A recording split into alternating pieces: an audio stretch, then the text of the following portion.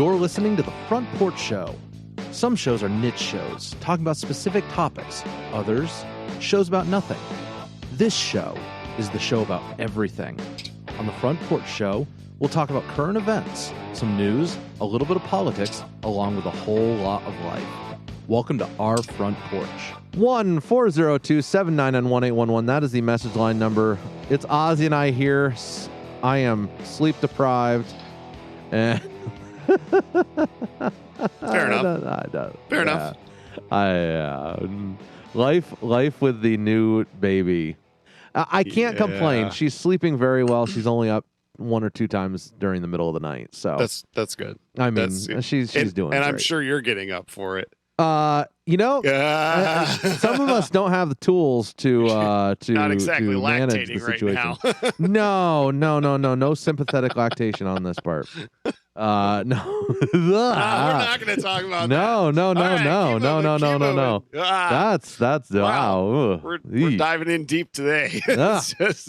This is not there's no sneaking into the water. We just three in the deep end. This is not a medical show. I am so sorry. This is not a medical show. This is Wake Up with Ben and Aaron. Someone just about put their car off the road. they're putzing along. They're like, what are they going to talk about today? I mean, it's going to be nice. It's going to be calm. It's going to be happy. They're going to be, their normal selves. And then all of a sudden they just whip it out. And yeah, I mean, it just, Ben, you've been hitting the bike. Yeah.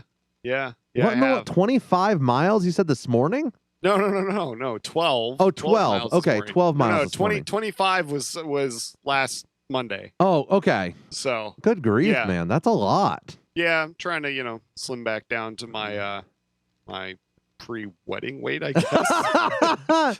So what to call it? My wife can cook really well. I was looking at pictures the other day. So I have toned out, I guess. Oh. Reallocated. Does that mean you're getting fat? No. It's just moved. I've toned out. It's moved. I'm not the same proportion as I was. Yeah, I've toned out too over the past 8 years of marriage. That's what I'm trying to toned everything out. I'm trying to get it back in. That's right. That's right. Yeah, it was funny because I was looking at pictures the other day and I was like, wow,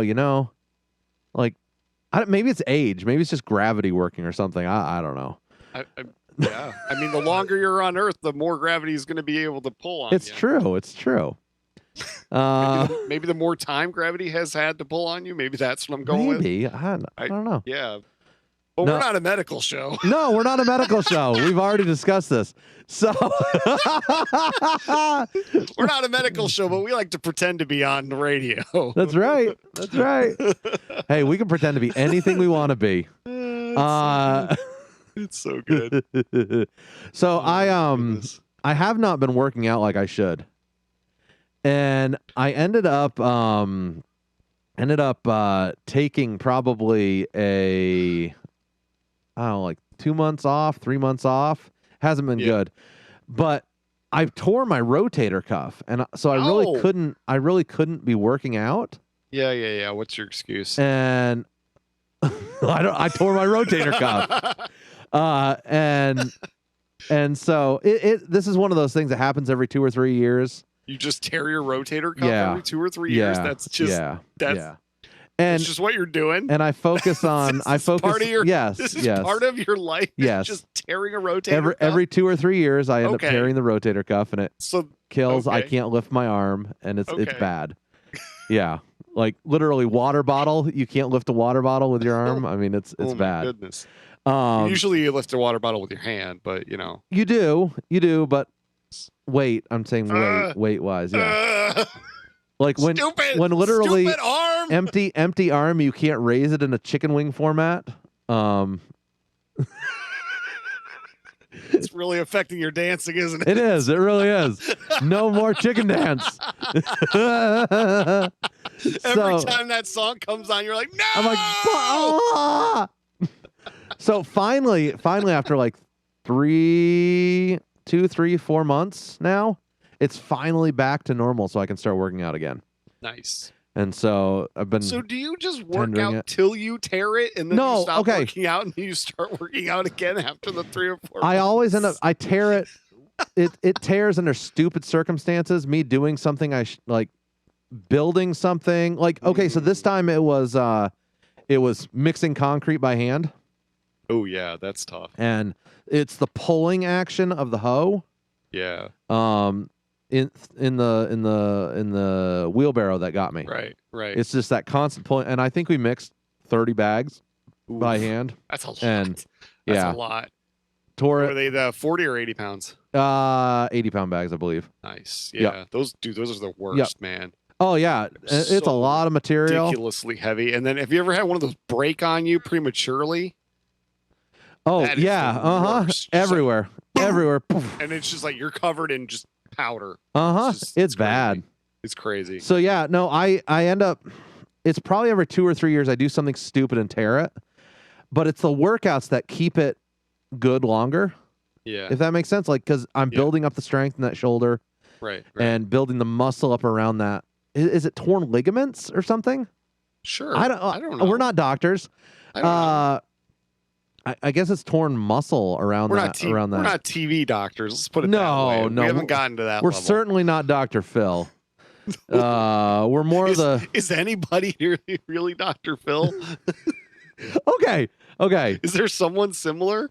So I have a workout story actually from last week that I put in there that I forgot about. I do, yeah. So I've decided, because I'm just going to completely cut you off. No, go for it. So I decided that, Jeff has always been like, he kind of abandoned us for a little while to go turkey hunting. Oh, yeah. And so here's my problem with turkey hunting. Let me tell you, because you're going to get an earful. No, it really isn't that big deal. But here's my problem with turkey hunting, right? So you go out in the middle of the woods, you sit and you get fat, because what are you going to do? You're going to sit there, you're watching for a turkey, you're eating food, you're doing nothing, right? Except going crazy with your thoughts inside of your head. Okay? I'm not a real big sitting person. So, and I've never been turkey hunting, but I like to think that I know what I'm doing. Yeah, okay. So just to preface that. So I've decided that last week I had the opportunity to go turkey hunting on my bike. Did you really? So I'm riding along this road, and it's right next to the New Jersey Parkway, okay? The Jersey State Parkway, which is a 4-lane highway, okay? So I'm on the other side on a service road that runs parallel to it for about 3 miles, maybe 4 miles, something like that. And so there's a service road, there's trees, about maybe 50 feet worth of trees, and then the parkway. So I'm riding south on the service road like I do a lot of times. It's nothing uncommon. There are cul-de-sacs and subdivisions on the left-hand side. I'm riding south. The Jersey Parkway is on my right. Riding, and I come across this turkey who is on the right-hand side between me and the woods.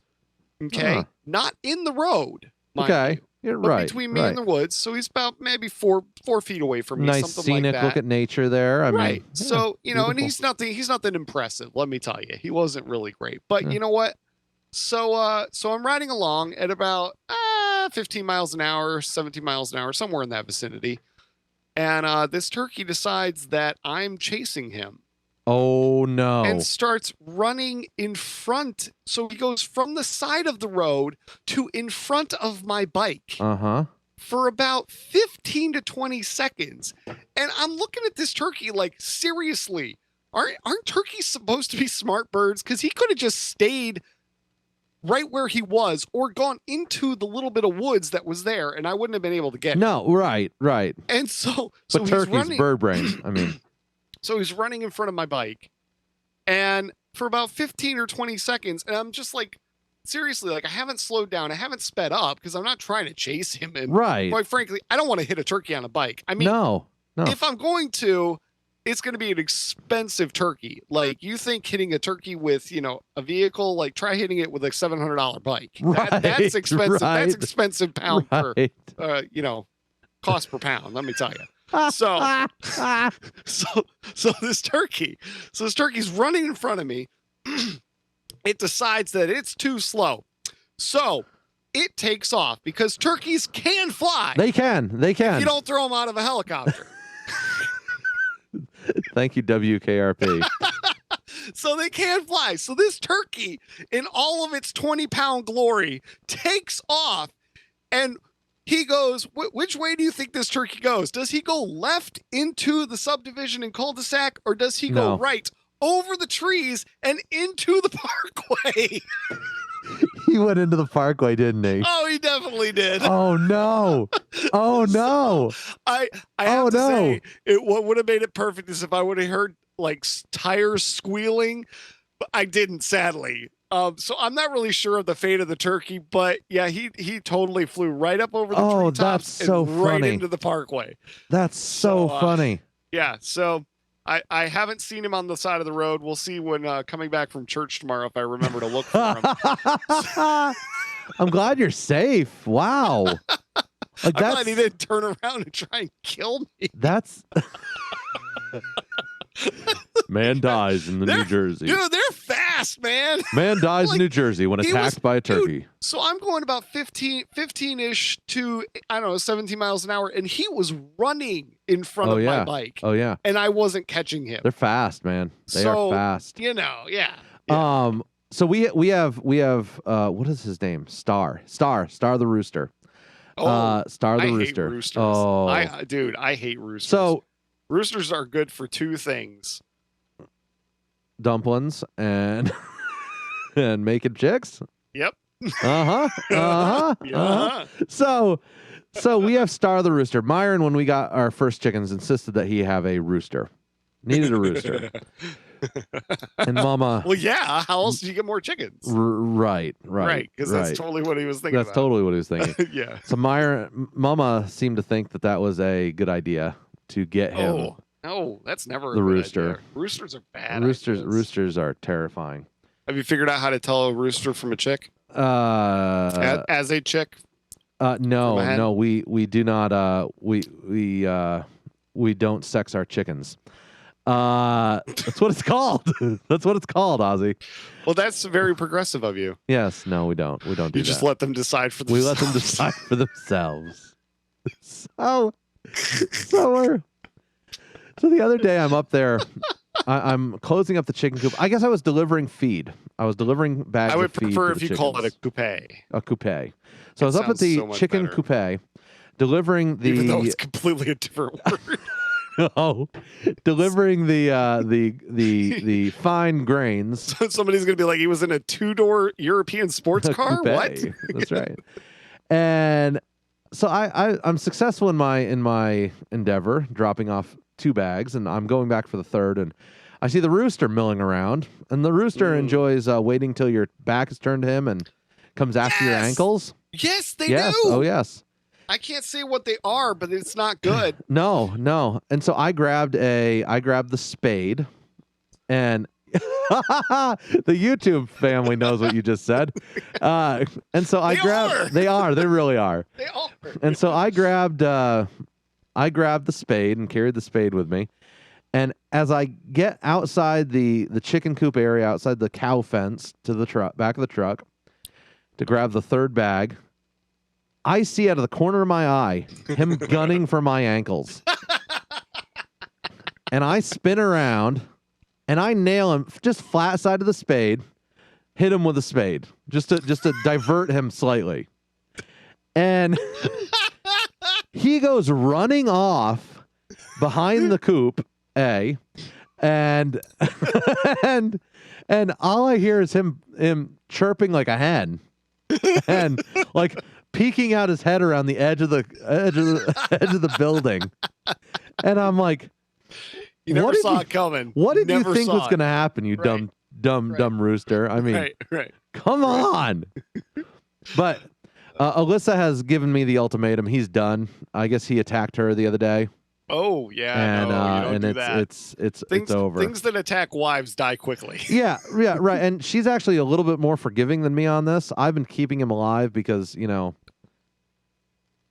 at her bequest or request, So what dinner is he going to be joining you for? We're debating whether to roast him over an open flame as an example for the rest of the roosters that we have, because we made the cardinal mistake. Is that a real thing? Like, do roosters, like, are they gonna just like, you're gonna put them all in like the cage? Oh, we're gonna and set them in a row. Set them in a row and be like, plop look. them next to the fire and just slaughter the rooster and cook it in front of them. Yep. And you think that's gonna actually Ruthless. deter them? I'm ruthless. Absolutely ruthless. Listen, I'm gonna call the ASPCA. Call PETA on me. Or PCA. PETA. Yeah, That call one PETA too. on me. Go ahead. I'll call him. I'll sick do you want me to Jimmy's call him? Crab Shack on him. So there's Jimmy's Crab Shack in What is this? Is it What are New you talking Jersey or about? Maryland or something? Anyways, What are you talking about? I follow them on Twitter because they are in constant. They're drumming up. They drum up advertisement by creating controversy on Twitter, and they go after like PETA. They went after some woman, which of course everyone screamed racism on this because this woman made vegan crab cakes, and they're like, "That's not a crab cake." It's not. No, it's not. And it just so happens that she's black. Okay. And so everyone's like, "You're a racist." Okay. So if this is my thing, all right. If vegans hate meat so much, Why would you name it after a why meat? do they try and make it taste as close as possible to it? What is with that? Because it's an ethical thing, not a taste thing.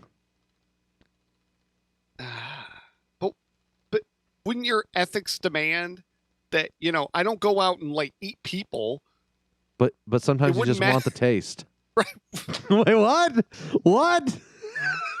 No, that never goes through your mind ever. No. But you know what I'm saying though? Like if I distinctly despise something, I'm not going to try and figure out how to make something else taste exactly like it. Right. But as I said, it's not the taste, it's the ethics, man. It's the ethics. Is it though? Is it though? I understand some people take the vegan route. All right, the only one I can find is in Maryland. Maryland, that's the one. It's in Baltimore. Yeah, Maryland. that's the one. That's the one. I gotta look this up. And I understand. Got a lot of good reviews. Oh, they have a ton of good reviews. This It's is a fantastic place. This is a swanky joint. Yeah. I was thinking this was like no, dunk mom and pop, man. This no, is like, sir.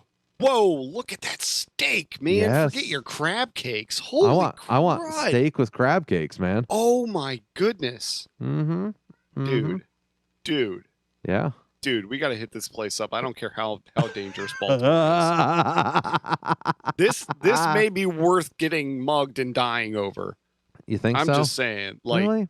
Dude, that burger, man. Oh, look at the crabs. Holy Yes. Holy crab. Goodness. It doesn't even look like anything.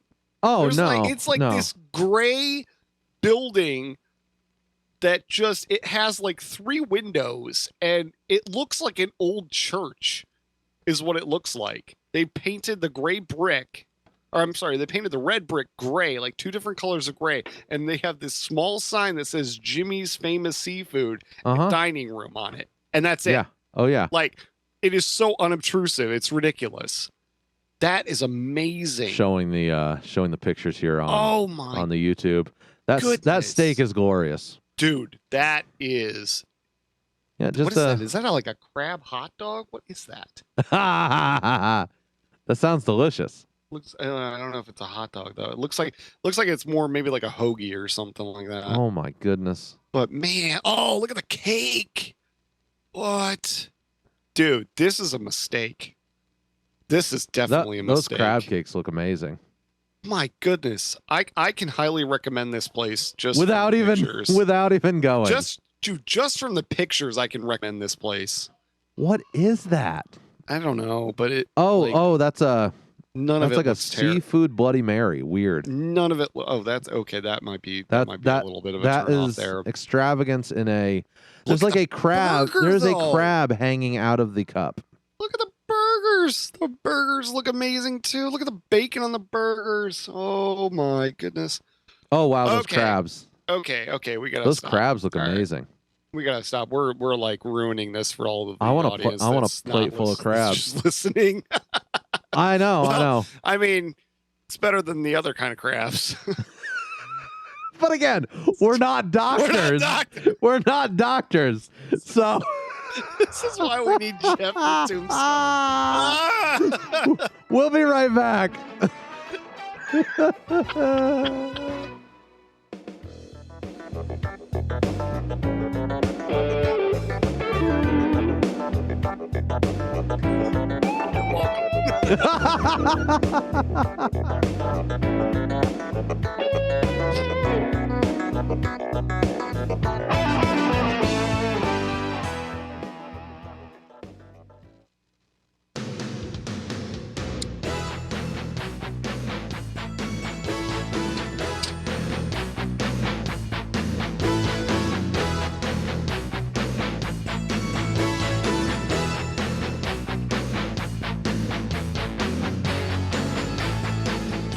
Was that okay to play that, Ozzy? That music?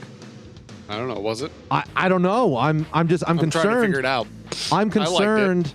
I liked it too. I mean, granted, it's kind of a disco or not disco, but kind of a 90s vibe. Yeah, right. I mean, like a Tron kind of. So, pew, pew, you know? I mean, weird. I like synthetic. I like this music too. Yeah, that one's pretty good too. Like that one's a pretty good one. Or this one. This one right here. Yeah. That was pretty good too. I like it. Got a good groove to it. But Ozzy, I'm concerned. Uh-oh. Because I feel like people think I might be a racist because I like that music sometimes. Or I'm I'm enjoying that. Why would that make you a racist enjoying other music? Well, because it's cultural appropriation. I guess what? I can enjoy that music, right? But I should have equal representation in being able to play it, right? I mean, that's just how it should be. Right? Maybe I don't know. I'm very frustrated at this moment. Washington Post comes out with an article. Yes. Washington Post comes out with an article about how. Let me just read the headline. That sound you're hearing in classical music's long overdue reckoning with racism. That sound you're hearing is classical music's long overdue reckoning with racism. Wait, what? Excuse me? What? We're going and then it goes on to say music for being racist? Yes. Hold on. I'm confused. Just bear with me. This is a Washington Post article. The quote here says, racism is so pervasive in this country and in the world at large that it has in many instances become unconscious. Stop right there. First is this going to be an unconscious bias thing? Of course it is. Of course it is, because everyone's... We have addressed racism on this show many times. We've addressed the issue of privilege on this show. And that, Ozzy, I think you and I both agree to some extent, as white dudes, we do share some sort of advantage over some people sometimes. Yeah, in some ways, yeah. In some ways, absolutely. We've discussed the banking system. We've discussed the starting a business situation for not only black people, but for Hispanics. We've discussed the disparity. We've even gotten into where Planned Parenthood is targeting more blacks than whites. Right, exactly. Just look at inner cities where they have Planned Parenthoods right in the middle of black neighborhoods. Exactly. And things like that. But you're not going to see that, that's what's crazy, is that you do have some things. I'm not going to say all things. There are certain things that I would say are targeted specifically towards blacks. And if you go back to their roots, just like with Planned Parenthood is my prime example for this. You have Margaret Sanger, who was crazy racist. And I even heard that she was apparently like a main speaker at some KKK stuff too. Mm-hmm. So, and this is the person that we're glorifying for. Thank God she made Planned Parenthood. And That's I'm like, right. But what? But racism is so pervasive in our country, Ozzy. I'm not sure about that. Here's the issue. But Let's talk it through. Let's talk it through. Y'all are turning into the boy who cries wolf. Y'all by who? Y'all, Everybody. everyone's screaming racism this, racism that. Right. Is turning into the boy who cried wolf. And I would say this isn't just predominantly that we're talking about black people screaming this. No, this is a lot. This of is white to all you people Karens out there. Right. This is screaming a lot of white racism screaming and putting hashtag BLM on your Lexus. Okay, this is for you guys too. Racism is not pervasive in our country. There are pockets of racism, and it's bad. It's terrible. It's not good. Right. We're not denying that it exists. It is horrible. Exist. I have met some in my life. I've been related to someone. I've been related to some. It does exist. It is sickening, and it does need to be absolutely. Yes. As it was Vadi Bachman, Vadi Bachman said, if your opinion of someone or the way you act changes based upon the color of their skin, you have a racism issue. It doesn't matter whether you're treating them better or worse. It is a racism issue.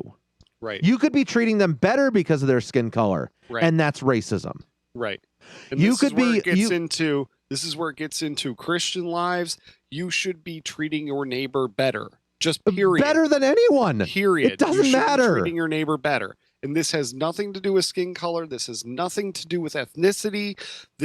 God has created the human race, and in the human race, there is complete diversity. Yes. Just like there is in the animal kingdom, just like there is, it shows the glory of God in being able to be diverse. Yes, absolutely. And in that, we are all have equal right before God in that diversity. Because that doesn't mean that because I'm white, I have a better, I am better or in any way, shape, or form than someone who is Hispanic or who is Indian or who is black. Right. It has nothing to do with it. Nothing to do with it. No, it doesn't. Not at all. So this argument that racism is so pervasive in this country, it really ticks me off. Okay. We are a country that had slavery at its founding. True. Just like, the entire world has had racism in its history. Okay? Including, we talked about it last week, including African countries who were selling off their own people. Right. In any time. Including industrialized Europe, who was selling off their own people. Yep. It's a sin issue. Again, yes, it gets back to this has nothing to do, it does in a way. It has everything to do with sin. Yes, it does. In that you are wanting to dominate another person, and skin color gives people the excuse. It's justification. It presents justification, and right, and which is one of the ways people justify being racist. Exactly. Right. Exactly. They justify racism, or they justify discrimination. I want to get away from racism. I want to get away from the racism term, because we allow discrimination based on a variety of matters, whether it be your color, whether it be your language. We see that very prevalently with I don't trust them, they don't talk American. Well, okay. Right. Alrighty then. Like, what? Okay. That's a very odd standpoint to take. Right. I won't go visit a foreign country because they don't talk American. Right. Well, and a lot of times it has to do with what you're comfortable with. Yes. If something makes you uncomfortable, an easy thing to do is make excuses for not liking it. But what we are And it becomes very abandoning, easy. what we are abandoning is the simple fact that America banned slavery. Yes. We got rid of it. We can fight over the nuances of the Civil War and the War of Northern Aggression. We paid tens of thousands of lives. Yes, we did. For that mistake. Yes. Which could have been avoided. It could have been worked out another way. Yep. But that is not what happened. Sadly. And that is sad. Yeah. But it's horrible. We eliminated it as a country. We eliminated slavery. Right. We then, fought for years against segregation. Okay. We've eliminated for the most part, we've eliminated that, except for a few pocket holdouts who are racist. Right. We've eliminated that. We've elected a black president. Yep. Georgia. Georgia just lost John Lewis. Right. Congressman John Lewis, a black man who fought against the Jim Crow laws. Georgia, a bastion of the South, of the Confederacy. Yep. Just lost a duly elected, he's 80 years old, died of cancer, lost the battle with cancer. Right. I don't agree with a lot of the man's politics, but do you know what?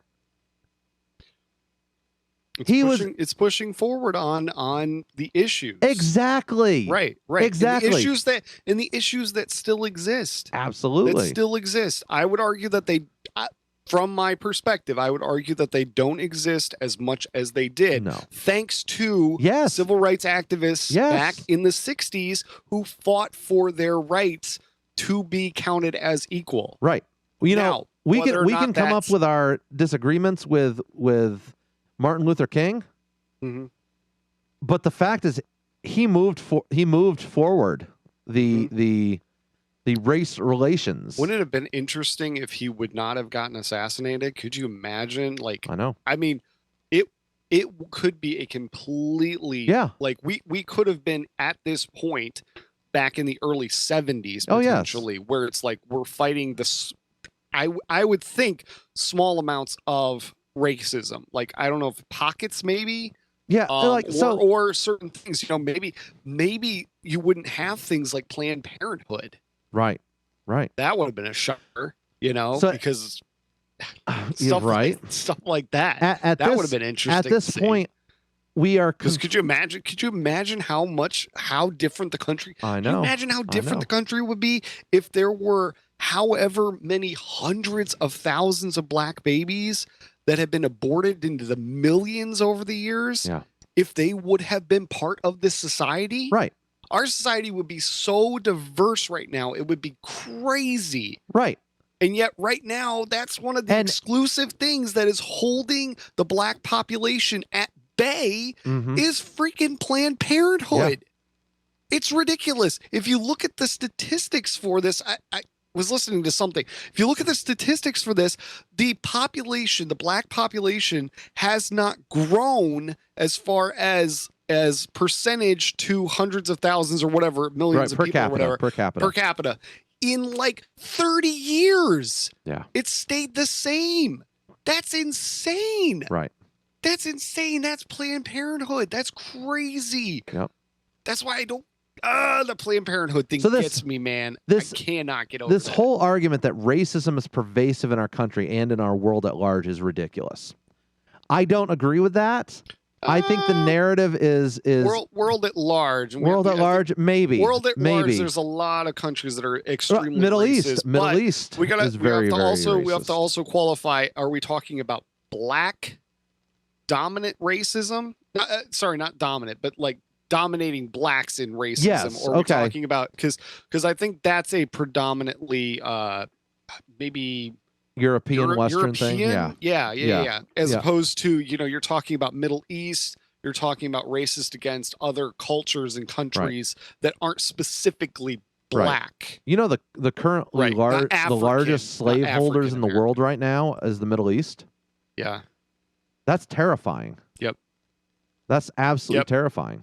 Yep. But that getting back to the United States, we've eliminated slavery. We fought through the Jim Crow era. We elected a black president, not for just one term, but for 2 terms. It's true. It's true.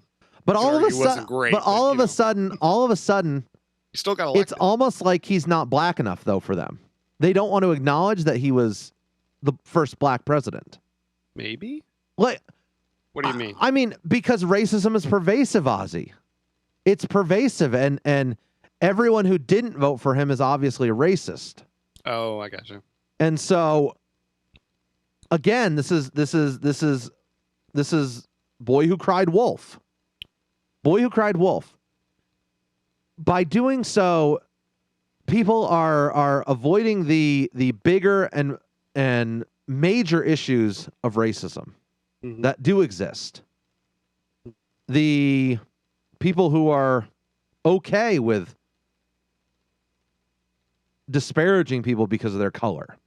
And so, anyways, I sit here and I go on to read this. I read this article, and of course, unconscious bias, which they throw around. You were unconsciously biased against this article from microaggressions. Well, look, I read the first paragraph and flipped. Okay. This has got trigger woman like trigger all over. Oh my goodness, all over it from the very first sentence of the title is just a trigger warning. Only if you're a racist. Only if you're a racist does this trigger you, apparently. Right, obviously, yes. Yes. Anyways, so goes on to talk about the soprano Jessie Norman. I'm not familiar with her. I'm not either. But she discussed the discrimination that she faced throughout her career.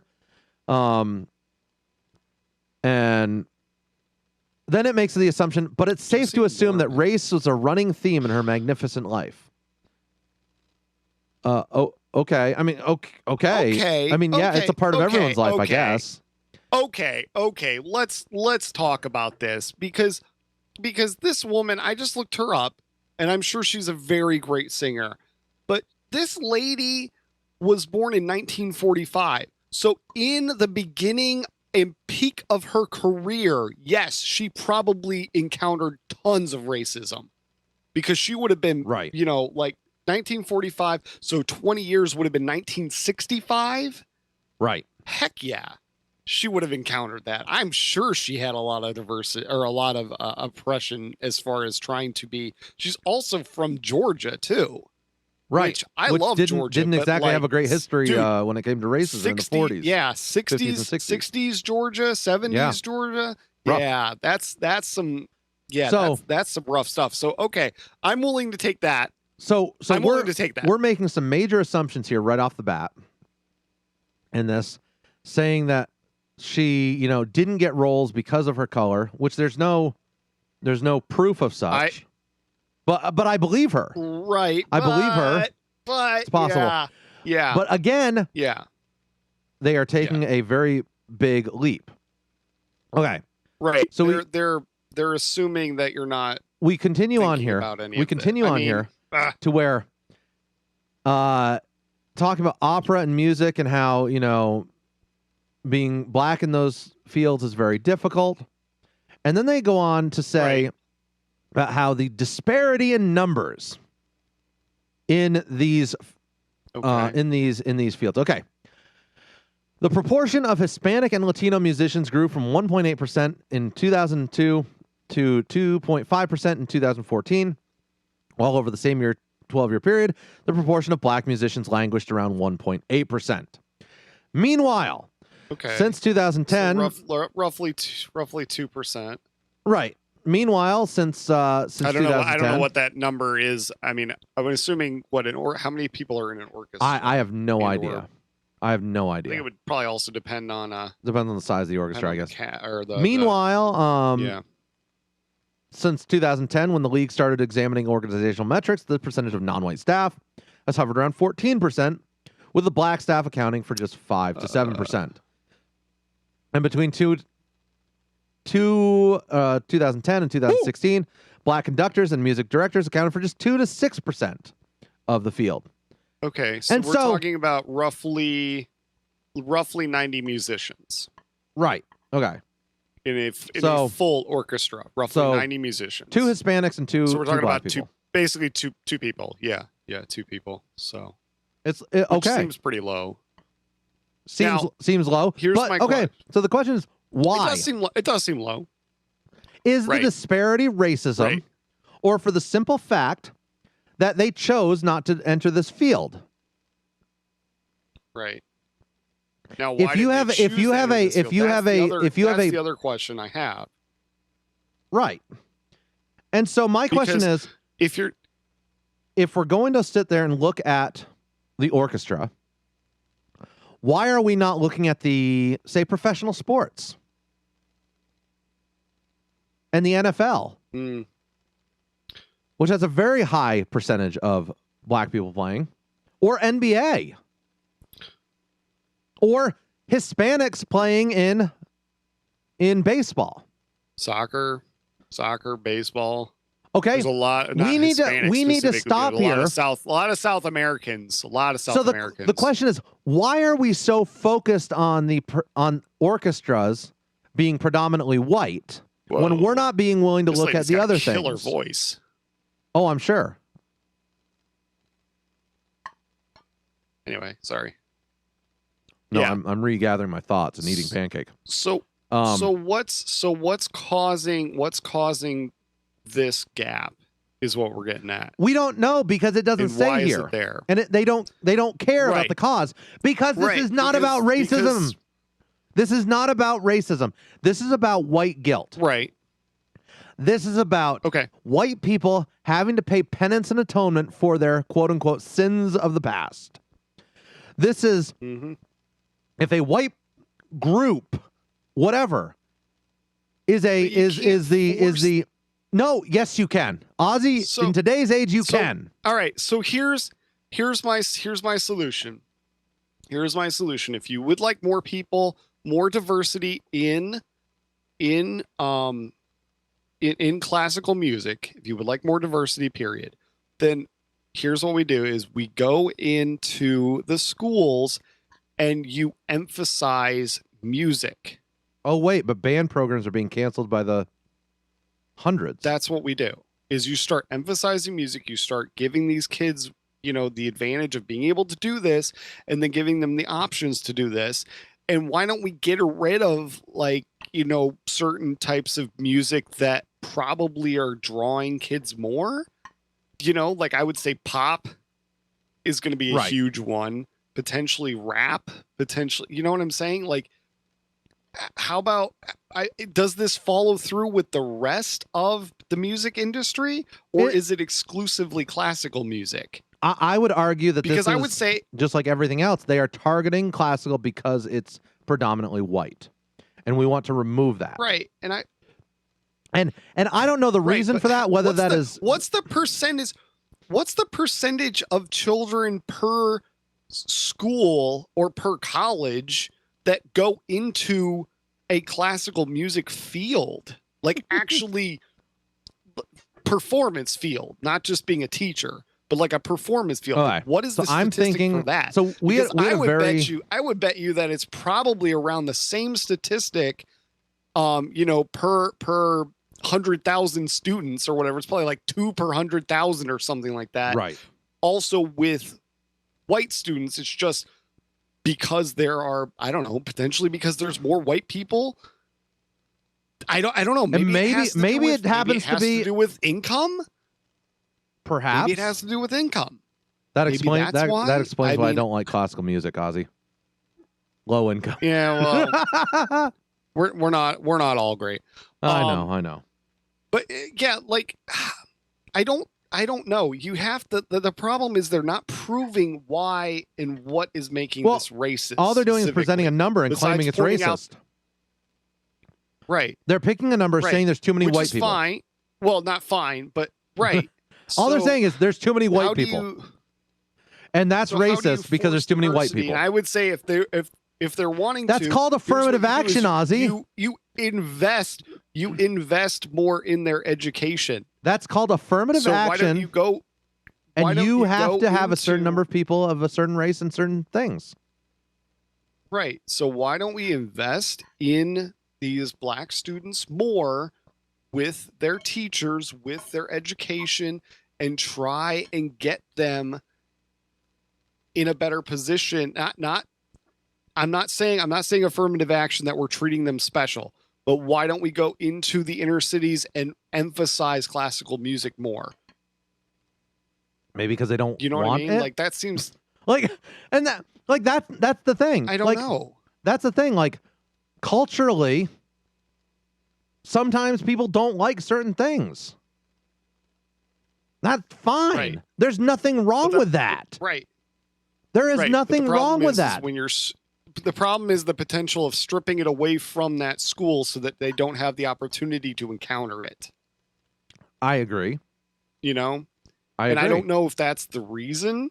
But that's a possible solution. Why we went to that's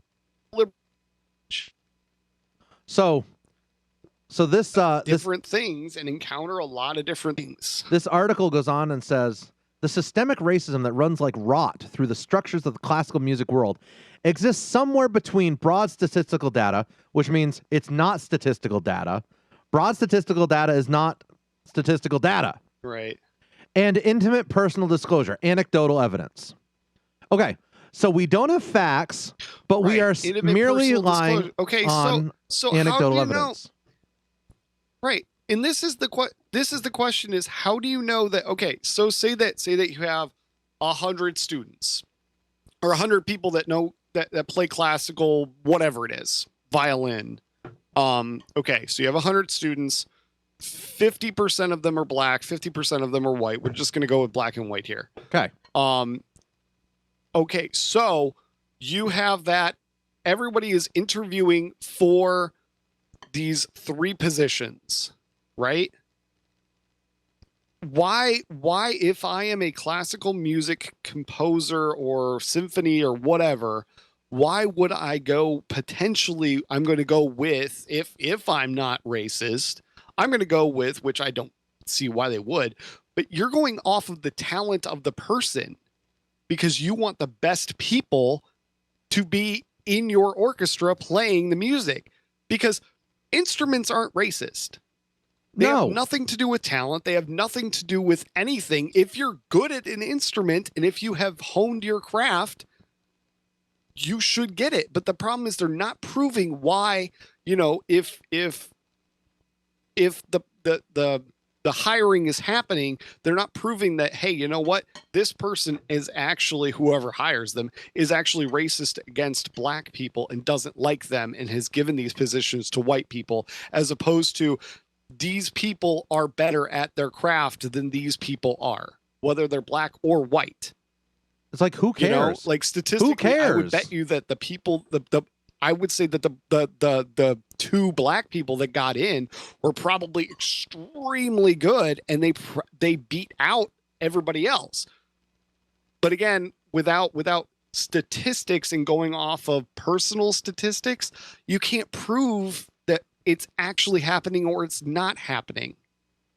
You're just assuming that because you don't see diversity and you don't see it as I don't know, what do they want, a 50-50 split? I'm not sure where they're going for. I don't know either.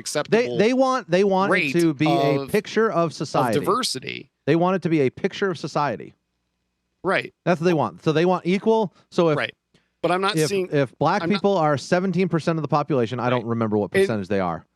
And so I'm sorry if I'm wrong on that. They want 17% of the population to be. But we don't take into account cultural differences.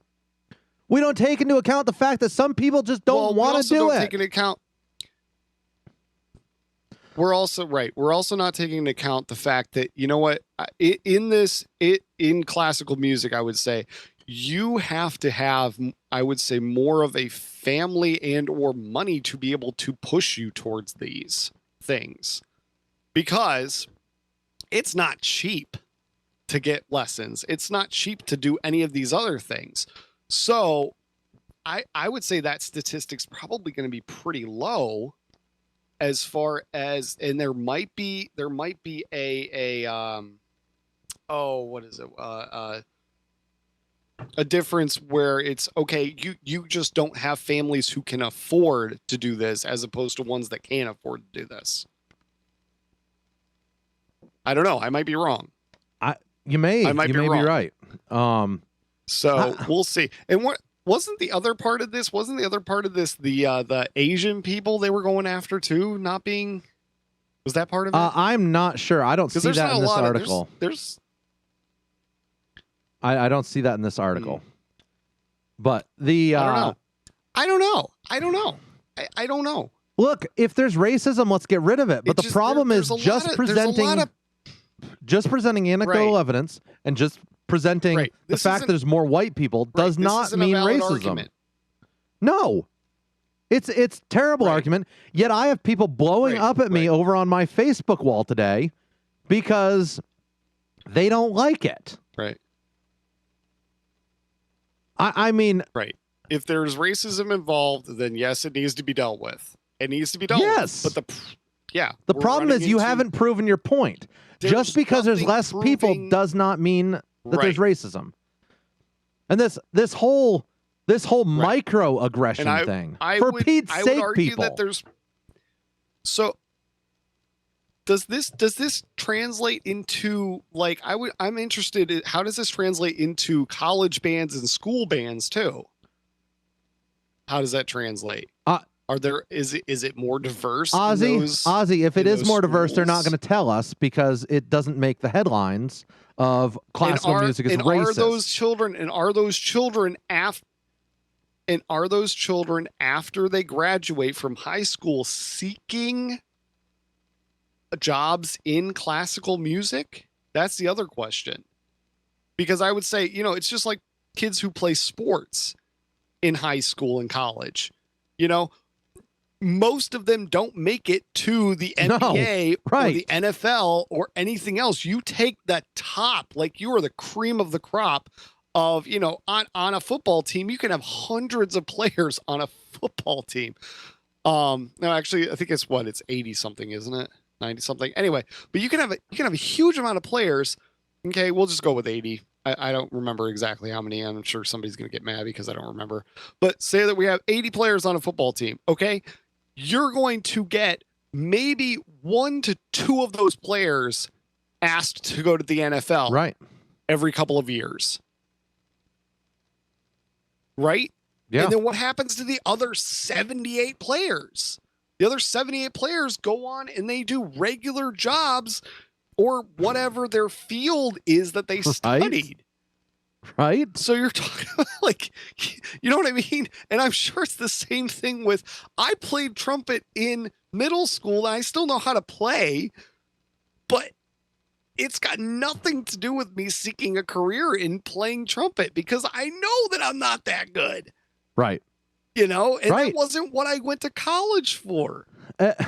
So it's like your percentages get super small. Oh, yeah. So I would bet you that the amount of people that play an instrument from high school to college probably drops exponentially. And then the number of people who play and actually continue as a career in an instrument of any type is probably super minute.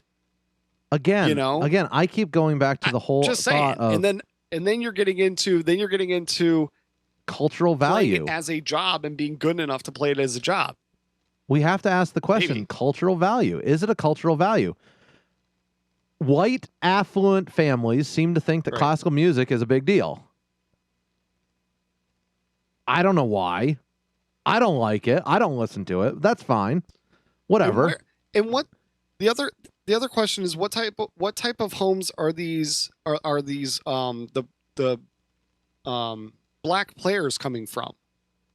Right. Are they similar? Like, is there a similarity in, I don't know, income? Is there a similarity in the types of parents? Is there a similarity in, do they have two parent households?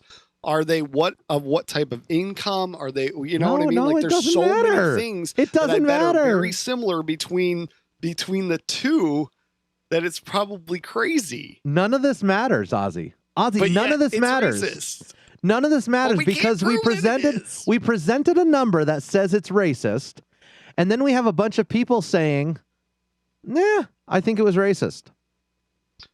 We present numbers that say that there's too many white people and it's racist. That's all we're saying.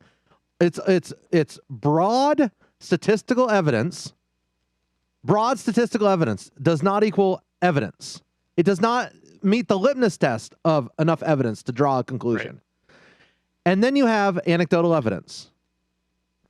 This is that same thing where, all right, so you're listening to whoever talk show host. This is what irks me about talk show hosts, is you're listening to whoever talk show hosts and they go, I got a call from this person about whatever this was, and this is what's going on. And you're like, so how do I know that you did? You know, okay. It's the same thing in journalism. It's the same thing in journalism where they go, oh, well, my snitch doesn't want to be known by whoever he is. And you're like, but I met this guy and we talked about this and he said this. And you're like, did you though?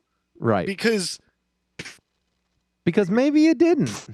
Just saying. Without actually having any any verifiable proof that any of this happens besides your word. You know, the biggest complaint. So I worked in a church for a while in Vermont, the church I grew up in. You know what the biggest complaint was? Like the biggest complaint. Hey, seats weren't comfortable enough. People were saying every conversation started like that. People were saying. What people? What people? Yep. What people? Yes. No, they weren't. You said this, and you're deflecting it's that same because thing. You don't want to own your opinion. And so I'm sitting here saying, right. Yeah. Own your opinion. You guys don't think that white people should have this number of people in classical music. Own it. Own it. This is what you think. You think there's too many white people, and you think it's racist because there's not enough other people. And do the research.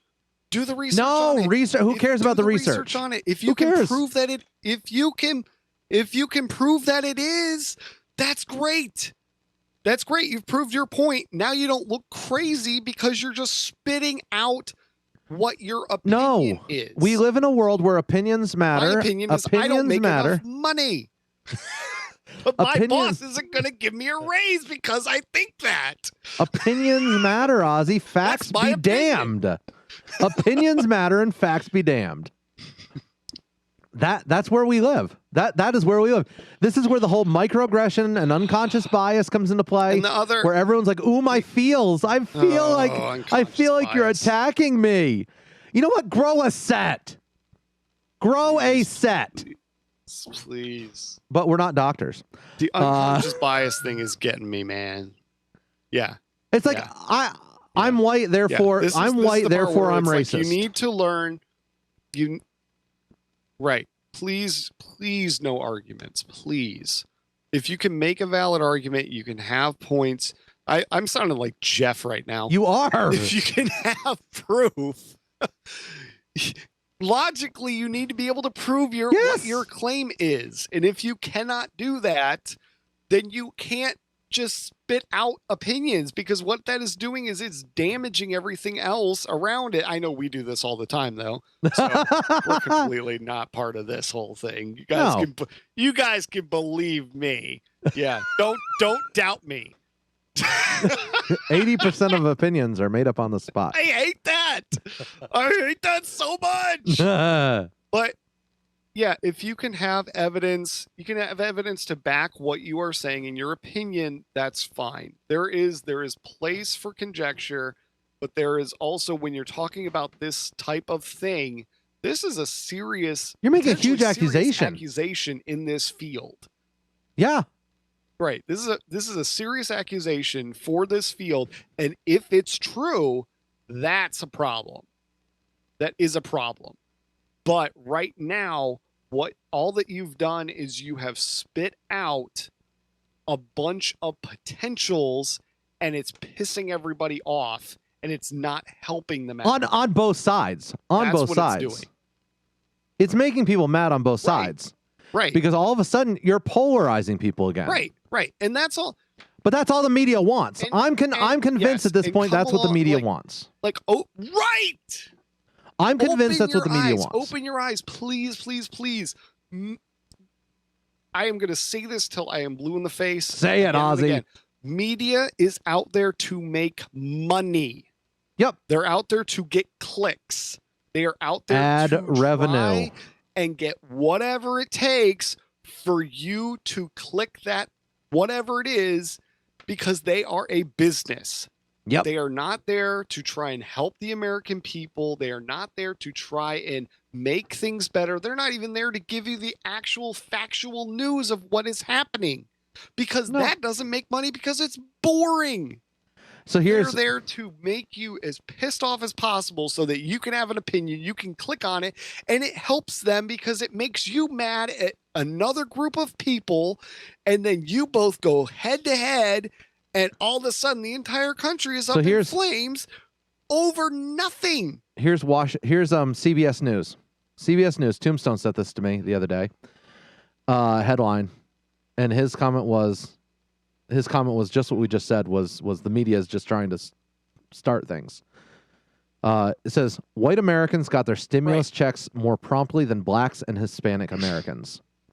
We don't dive into the why in the headline. Did they? Yeah, did they? Like, where's the proof? Where's the proof? Where's the proof? It's an inflammatory... Now, it's an inflammatory headline. Inflammatory sentence. And I'm not trying to be a white guy. I'm not trying to be a white guy just trying to defend this because, hey, I got my stimulus check before you did. You can't prove it. Like, prove to me that it's true so that I can either be outraged or look at you and go, you're a fool. So I'm not going to listen to your stupidity anymore about what your opinion is. So the question is why? Why would that be the case? I'm not even looking at the article right now, and I can tell you why that would possibly be the case. Number one, taxes were filed. If you don't owe taxes, you don't have to pay. Like, if you don't owe taxes, you don't have to file. Okay? Some people just don't file taxes. Okay. Maybe those communities, Hispanic and black communities, don't file their tax returns. I don't know. Maybe address is wrong or something. You're assuming I'm asking that the questions. Article is correct to begin with, though. Right, but it doesn't give any. You're coming up with excuses for, this could potentially be why. Potentially be. But they haven't even proved their premise that it's actually true. Is the research backing this up? I don't know. I haven't looked. I haven't looked into the article. Opinion? I haven't looked into the article. But however, why in the world would you put that? Why in the world would you write that headline? You could easily write a headline of who got their stimulus checks first. Right. Question mark. But that doesn't get clicks. No one cares. Like, did you know that people that had direct deposit got their stimulus checks before people did who didn't have direct deposited? Oh my goodness. And if you have direct deposit, you're probably higher class, higher influence, and probably white. Yes. It's true. Again, I'm just explaining away. I'm coming up with bullcrap answers to explain it away. This is ridiculous. I've said this before. Most of this is not race, it's culture. We have very different cultures in between white European Americans, Hispanics, and black people. I see this every day in my work. Okay? I work I do housing inspections. I see a lot of different houses every day. And I see these different houses, and you see what they value. You see what the folks, care about. And, a lot of the Hispanic and black families, family is everything. Much more so than white, community is everything to them.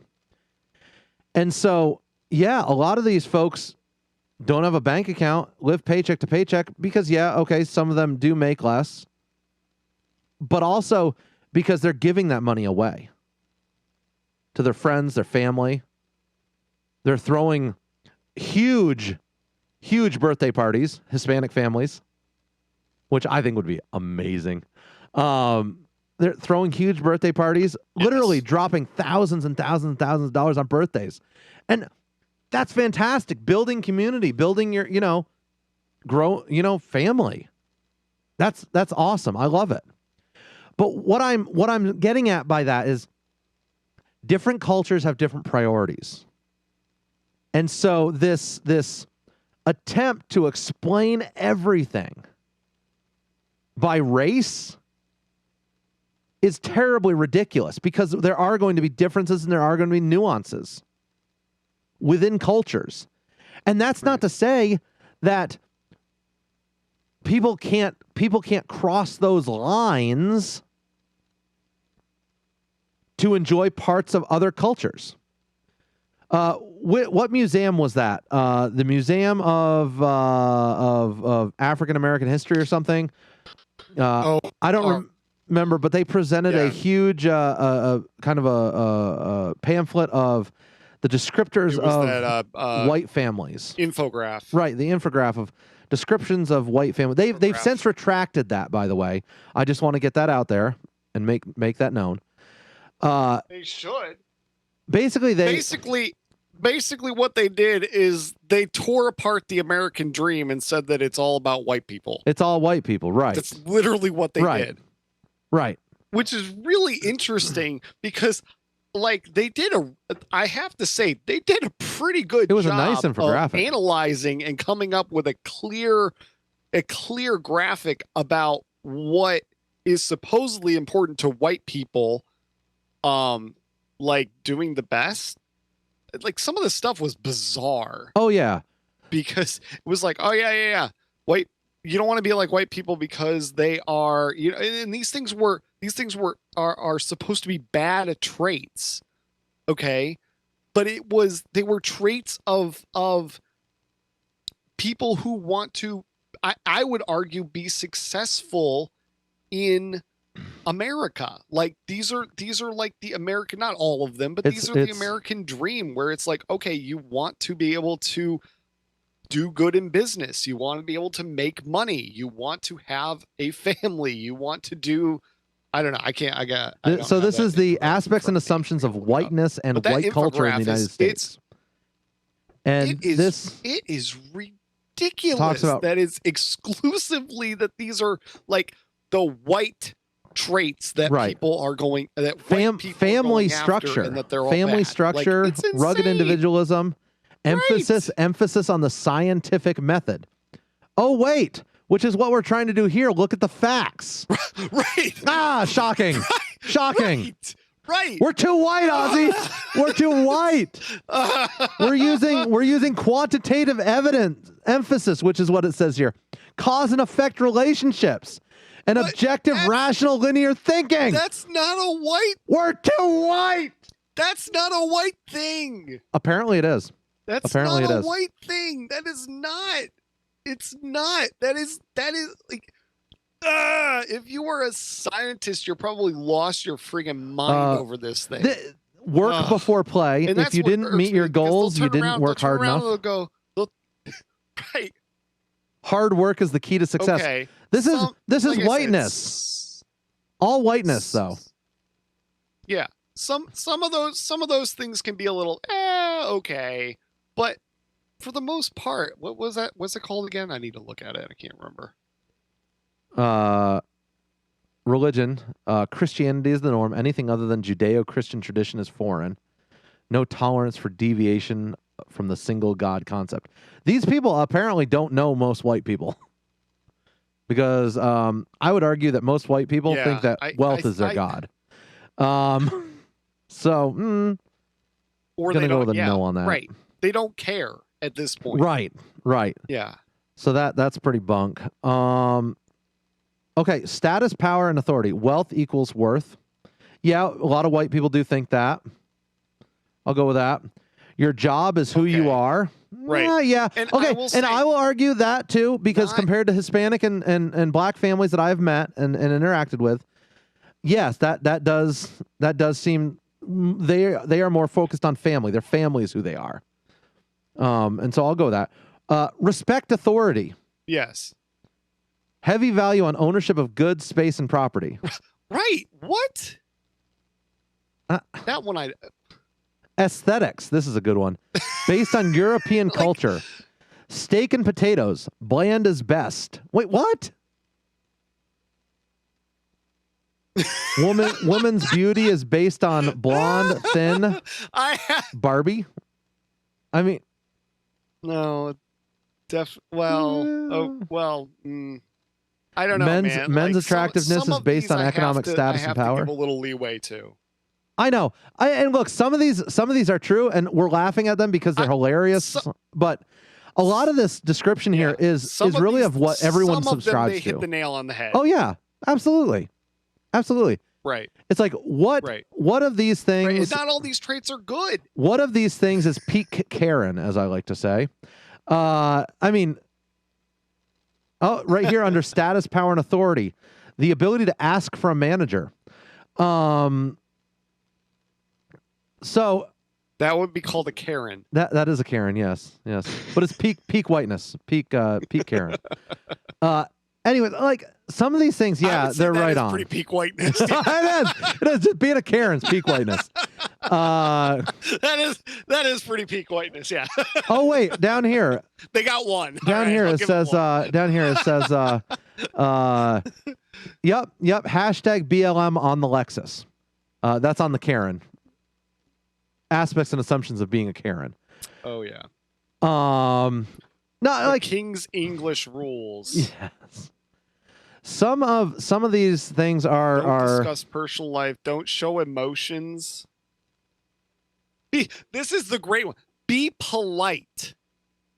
Because that's an aspect of whiteness. Why would you not want that to be a trait that? Right? Why would you not want that to be a trait that everyone would want? Like, do you know what I'm saying? Like, probably most of these are pretty universal traits of just a we're normal mad person. Dude, we are mad. We're nuts. We're nuts. Nothing to do with anything. We are absolutely nuts. We're crazy. We are absolutely stark raving mad. That's all there is to it. Like, we are nuts. I don't. I love the justice ones get me. Justice. Intent counts. Yeah. Yeah. Yeah, it counts. Intent does count. I think that applies to everyone. Doesn't matter what race you are. If you're gonna walk in, yeah. But see, if you have a gun and Ozzy, you're gonna walk into a bank and hold it up, Ozzy, your intent counts. This is something that I've been seeing. Like, you can't stand outside. This is something that I have been seeing over the past couple of months with this whole race relations stuff. Intent doesn't matter anymore. You could say something inadvertently and it doesn't matter. You are still going to be in trouble for it because intent doesn't matter. It's what you say. Just like the intent of, the numbers in classical music doesn't matter. It's the feels. All of a sudden I see disparity or alleged disparity, and that's what matters. Facts don't matter. Intent doesn't matter. It's just the feels. We're nuts. Y'all are a bunch of sheep. Like, guys, if you can't analytically think through this stuff and come up with your own conclusions, there's no use, there's no help for us. We're done. Like, we are done as a society. We're absolutely done. We're nuts. We've gone absolutely off the rails. We're nuts. Forced diversity is not diversity. This driving a wedge between people over their whiteness and their culture, over their how black they are. I mean, we've got black people yelling at Terry Crews for not being black enough. We have a huge percentage of the love Terry population. Crews. I love him too. Terry we have a Crews. huge percentage of the population Dude, who did you who apparently doesn't understand that we elected a black president for 2 terms. They don't get it. They don't care. And it's because it's not about the facts, it's about the feels. I have to say Terry Crews is I loved him from the first time I remember him was in the Old Spice commercials because he's freaking hilarious. They're so funny. But did you see this article that I put in here? So he has called for the defunding of Pornhub. Are we funding it? Along with like 1.5 million people. No. But I mean like to get rid of it. Oh, okay. Okay. Like to just get rid of it. Gotcha. Yeah. So they want to like get rid of it is basically what I'm saying. They said defund on the thing or whatever, but like you said defund. I was like, wait, because what? I had. But I was thinking defund. Does that mean the government's paying for it? Yeah. No, okay. I was. Yeah, good. I hope not. I hope not either. But he has really turned his life around. Apparently, he goes into the article. He says about how that pornography ruined his marriage, and that's what that through. This was several years ago, and I guess he turned his life around, supposedly became a Christian, and is now, I guess, leading the charge against this, which is pretty awesome, I have to say. That is the way that you use your Hollywood success right there. So I wonder if Jeff can get an interview with him, because Terry Crews was born in Flint, Michigan. I mean, what? Yeah. So he's married to Rebecca King. He's been married to her since 1989. He played football. He was a defensive end and a linebacker. He's 6'3", 245 pounds. Is he still married? Is he still married? Yes, to still her? I thought he married. divorced her. Still married, according to this. Oh, they must have got back together. He must have got back together. 2000 in the article it says he got 2014. He released a biography. Like 2000 something, yeah. He releases autobiography. 5 or 7 or something. Yeah, 2009 he went into rehab. 2009 and 2010 he went into rehab for his porn addiction. Right. And it seriously affected his marriage and his life. That. And now he does public speaking. Right. Right. Right. And so I mean, and hey, let's you know what? Let's do it. Let's shut it down. Terry Crews is a fascinating guy. I'm telling you, if Kanye was still running for president, which I believe he backed out already. Unfortunately, he realized ballot access is a thing. Oh man, I know. I think he would have been a great VP, or will be a great VP someday, or a great president.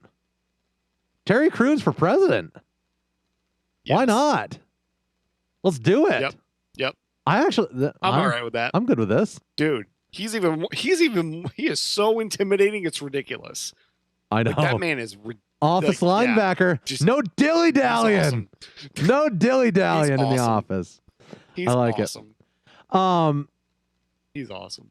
So to bring this full circle, back to the race topic. Do we have a major race issue in the United States? It's not as big as everyone claims it is. Not even close.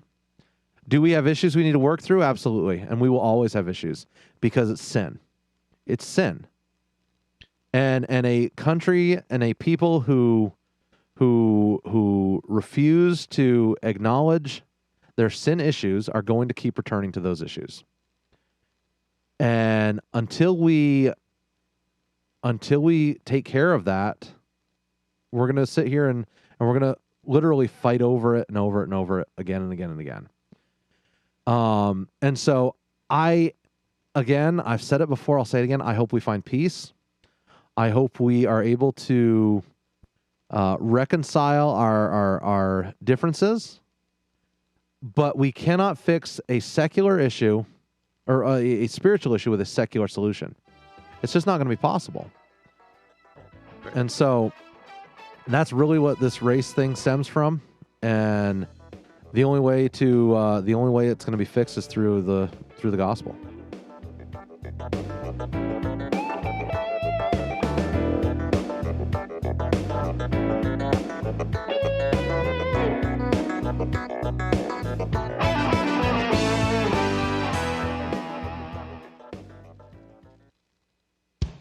Must have been a bad batch around here because Floyd County's went crazy in the last 4 days. When I finally got down here to the house to look see what happened, the door was standing wide open. It looked like he was packing up for a yard sale when he come out. He was lying, throwing his hands, saying stuff like, I didn't do it, you know how roads do, and blaming on everybody else.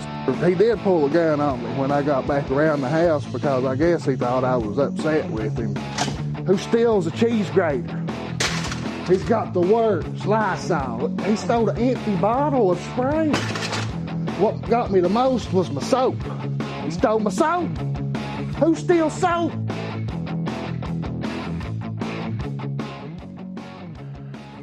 Man, that last segment was heavy, Ozzy. Steals soap. I'm glad the segment's over. Yeah.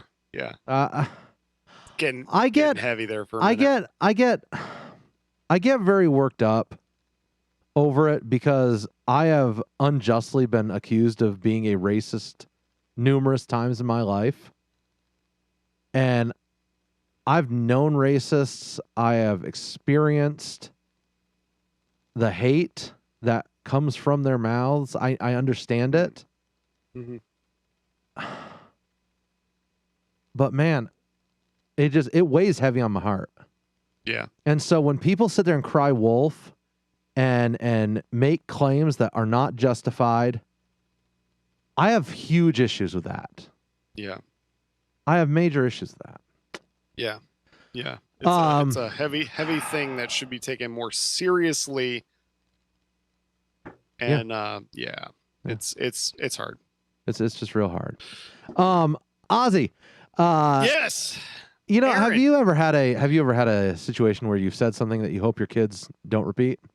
Every day. Yeah. I had that incident yesterday. We have every day. We have an aging dog who lives in our basement.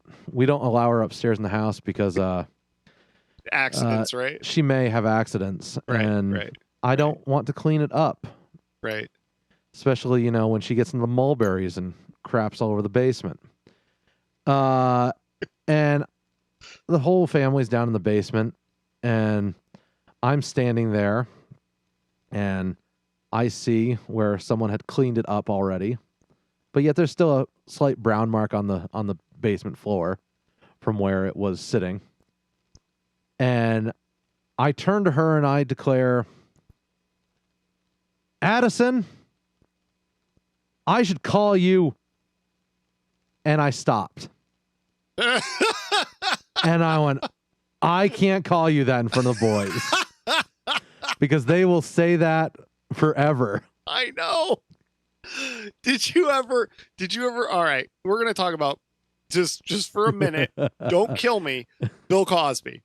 Oh, no. Okay, did you ever hear his sketch? I'm sorry, I still liked Bill Cosby, all right? I know he's a creep, but his stuff was really good. And I hate to say that because he's such a creep. I know. I hate it. But anyway, one of his sketches from when I was young, we had these tapes, these cassette tapes of his stand-up, right? Hey. And he would go off on this story, and he's like, up until I became a dad, I thought that my father was an idiot because he could never finish a sentence. And then he's like, and then I became a dad, and I realized that all he was doing was censoring himself. I nearly called the dog a turd stain. All right. But changed the vernacular ever so slightly. That wasn't. I was gonna change that first letter. And I'm glad I checked myself because all I can hear was in the future my children going downstairs to the basement and yelling, "Hey, you!" Mm-hmm. And I'm like, "Oh, great." Yep. Yep. Yep. Yep. Yep. Mhm. It happens. Yeah. Yeah. They're great at Look, repeating everything. I know. you I don't know. want. Why is that?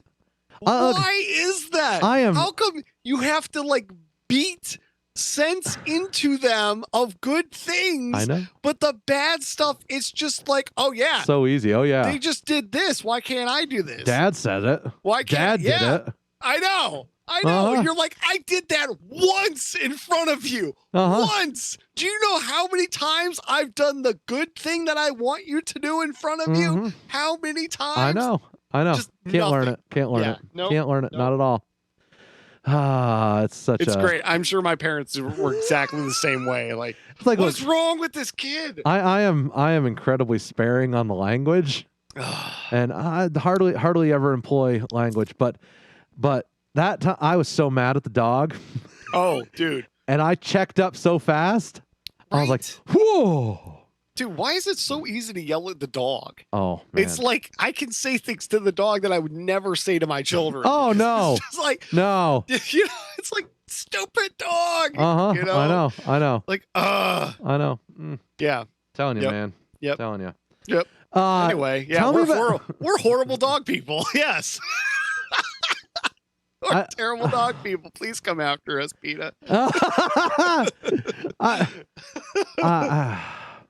Telling you, I lived in a trailer, 24 by 8-foot trailer. My wife and I with a Great Dane and a Lab. You had a Great Dane? Yeah. Oh yeah, man. How Yeah. did I not know that? Oh yeah. Had a Dane. She What? 7, 8 years old, 8 years old, 9 years old. What? Yeah. Yeah, great dog, man. How did I So not know so it had a when Dane? Addison passes away, which Yeah. I have to be very clear on the vernacular, because it's Addie, which is the dog, and then Adrian, 80, which is the daughter.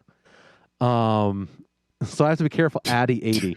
Okay, hold on. What? Do you just like at random moments in time like go downstairs and scream, Adrian? No, Please I don't. tell me No, you do. I don't. Haven't yet. Not yet. And so yes, when Addie passes, the dog, Addie the dog passes, we're going to probably end up getting two Great Danes. Wow. Get a pair of them. That's I love Great Danes. We had her. We had Lucy for 8.5 years. They don't live very long. Yeah. Big dogs, they live 10 years at most. Yeah. But those 8 to 10 years are the most calm and peaceful times with a dog you'll ever have. That is so interesting. My dog is off the chain. Oh yeah, you have what a Springer mix? No. Springer. Straight, Just I'm a sorry. Springer Spaniel. Yeah. No, he is not mixed. Yeah. So yeah. I'd say energy wise, Lab is slightly less than a Springer Spaniel, because we had a Springer Spaniel Yes. Doberman cross.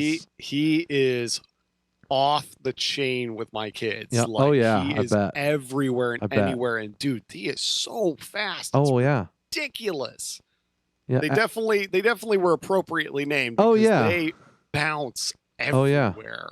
So So Addison's fairly live wire, but Lucy's nickname was Big Lazy. that was the nickname I gave her, Big Lazy, because she'd literally walk in and just plunk and just lay down. that's like my sister's dogs. Yeah.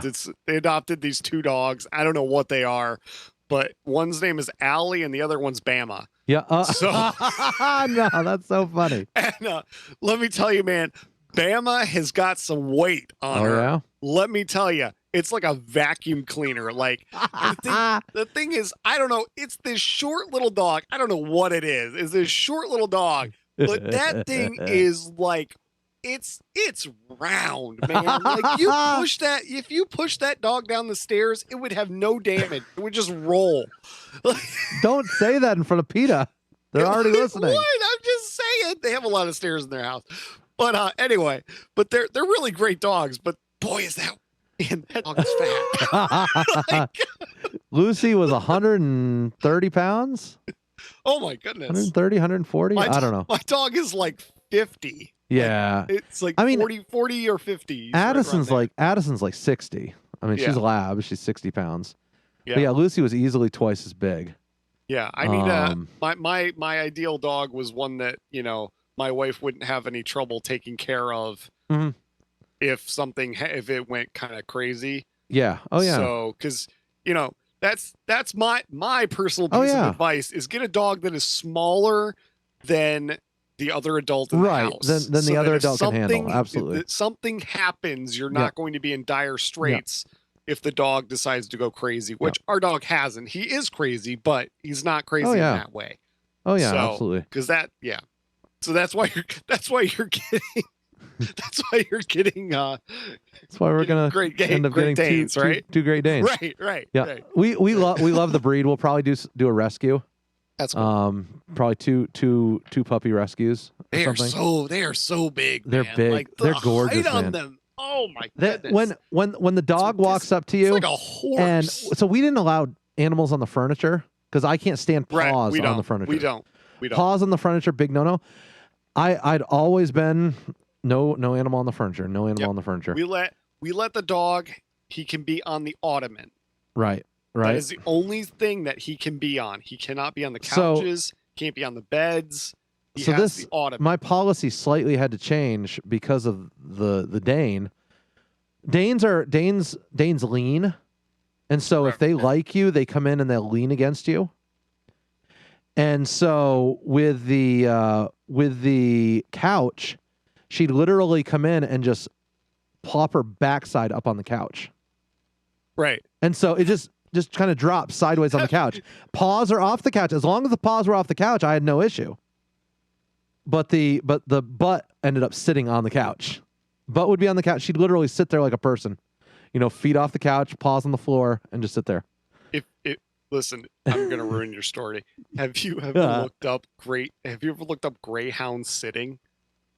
It is the funniest thing you will ever see because of how they're bred, and they're so their legs are so big in the back, they actually can't physically sit. Yeah, so this is basically like so Addie, or basically like Lucy sat.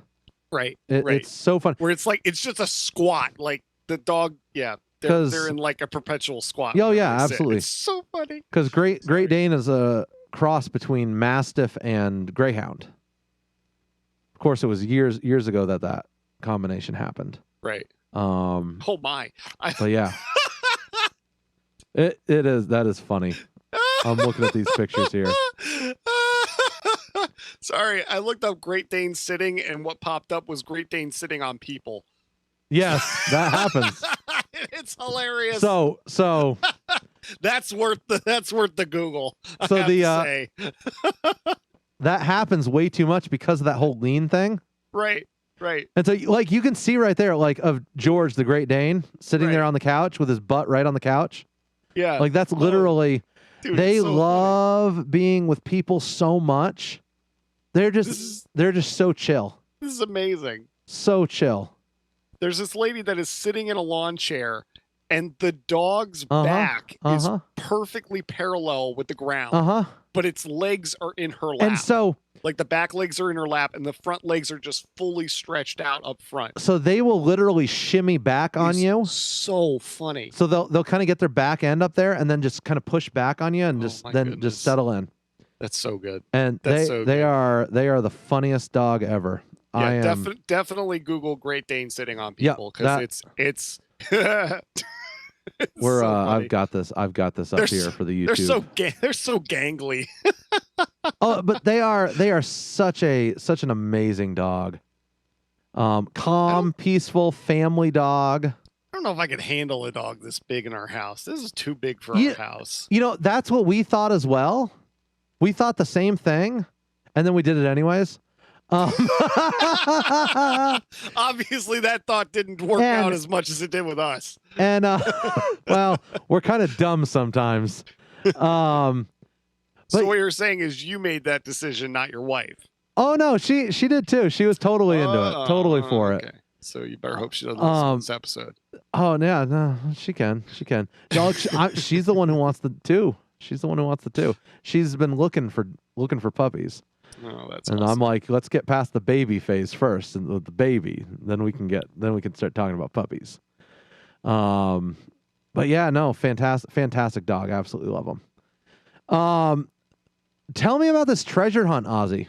All right. So there's a man in Michigan whose name is just Jeff. Wait, what? I'm just kidding. So a man in Michigan, a jeweler, is retiring, and he is starting to do August 1st. He is going to start a treasure hunt. Didn't we already cover this? No, this is a new guy.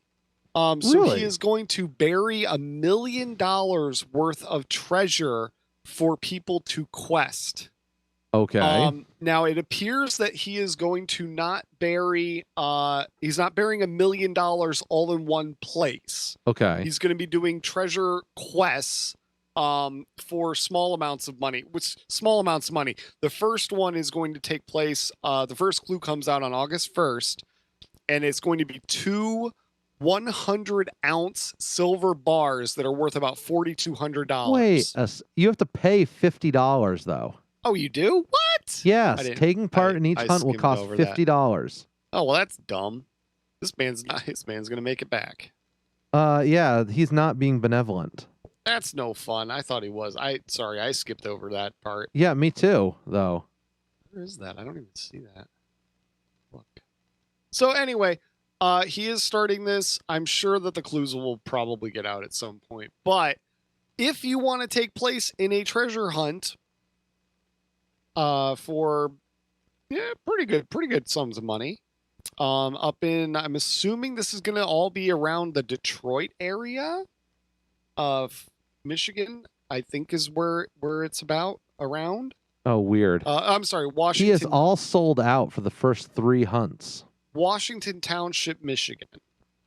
So it's going to be around in that area, I'm assuming. So they're all hidden.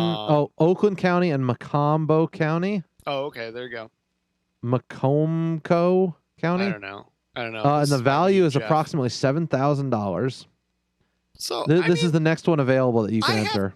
I have to say, I'm not going to lie. That might be worth $50 to try and have fun doing this. You know, because if it's set up very well, this could be a blast. It could. I'm skeptical because they're forcing people to pay. Yeah, but that may be because he has to afford, I don't know, whatever. He says he has to afford to live. Who knows? He says he's burying his he says he's burying his earthly wealth, but he needs money for his family to live on. Okay. It seems a little weird. How many people per game? It doesn't say. So maybe it's It says register now. Maybe it's like 500 people or 100 people or something. Yeah, look it up.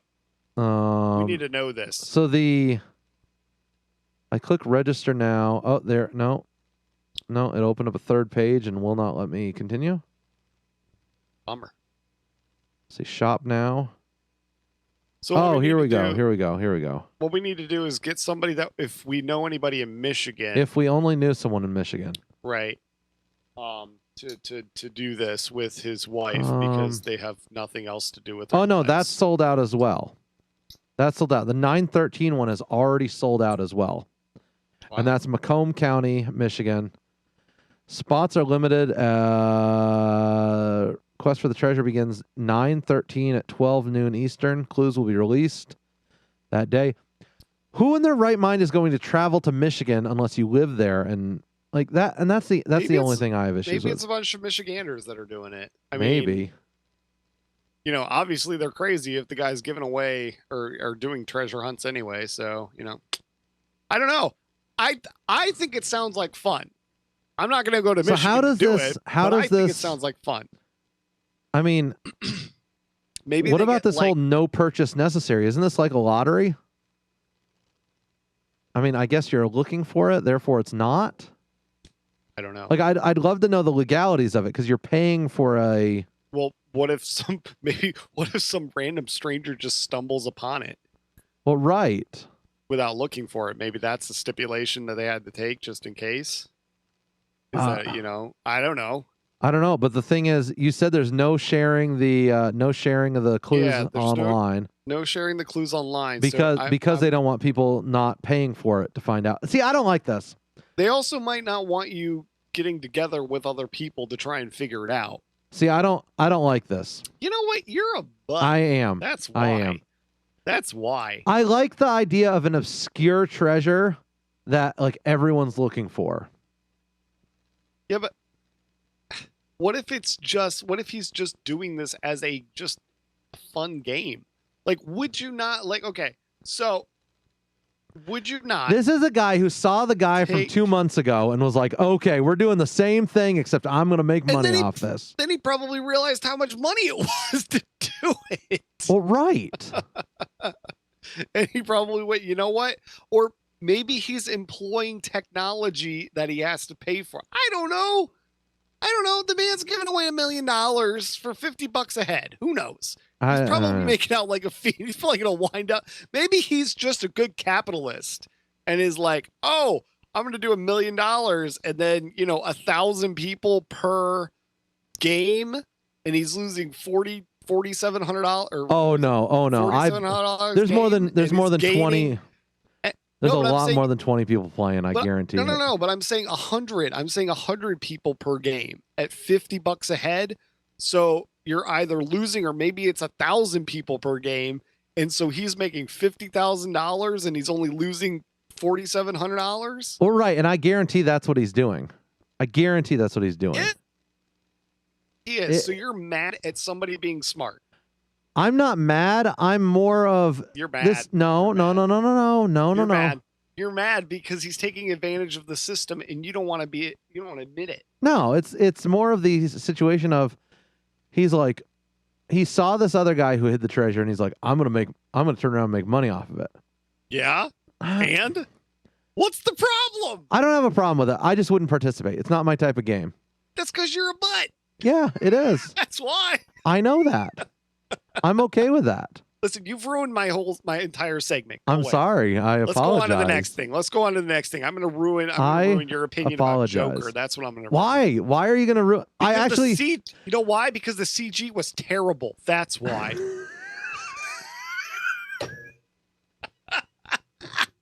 I had a dream the other night of the terrible CG in Midway again.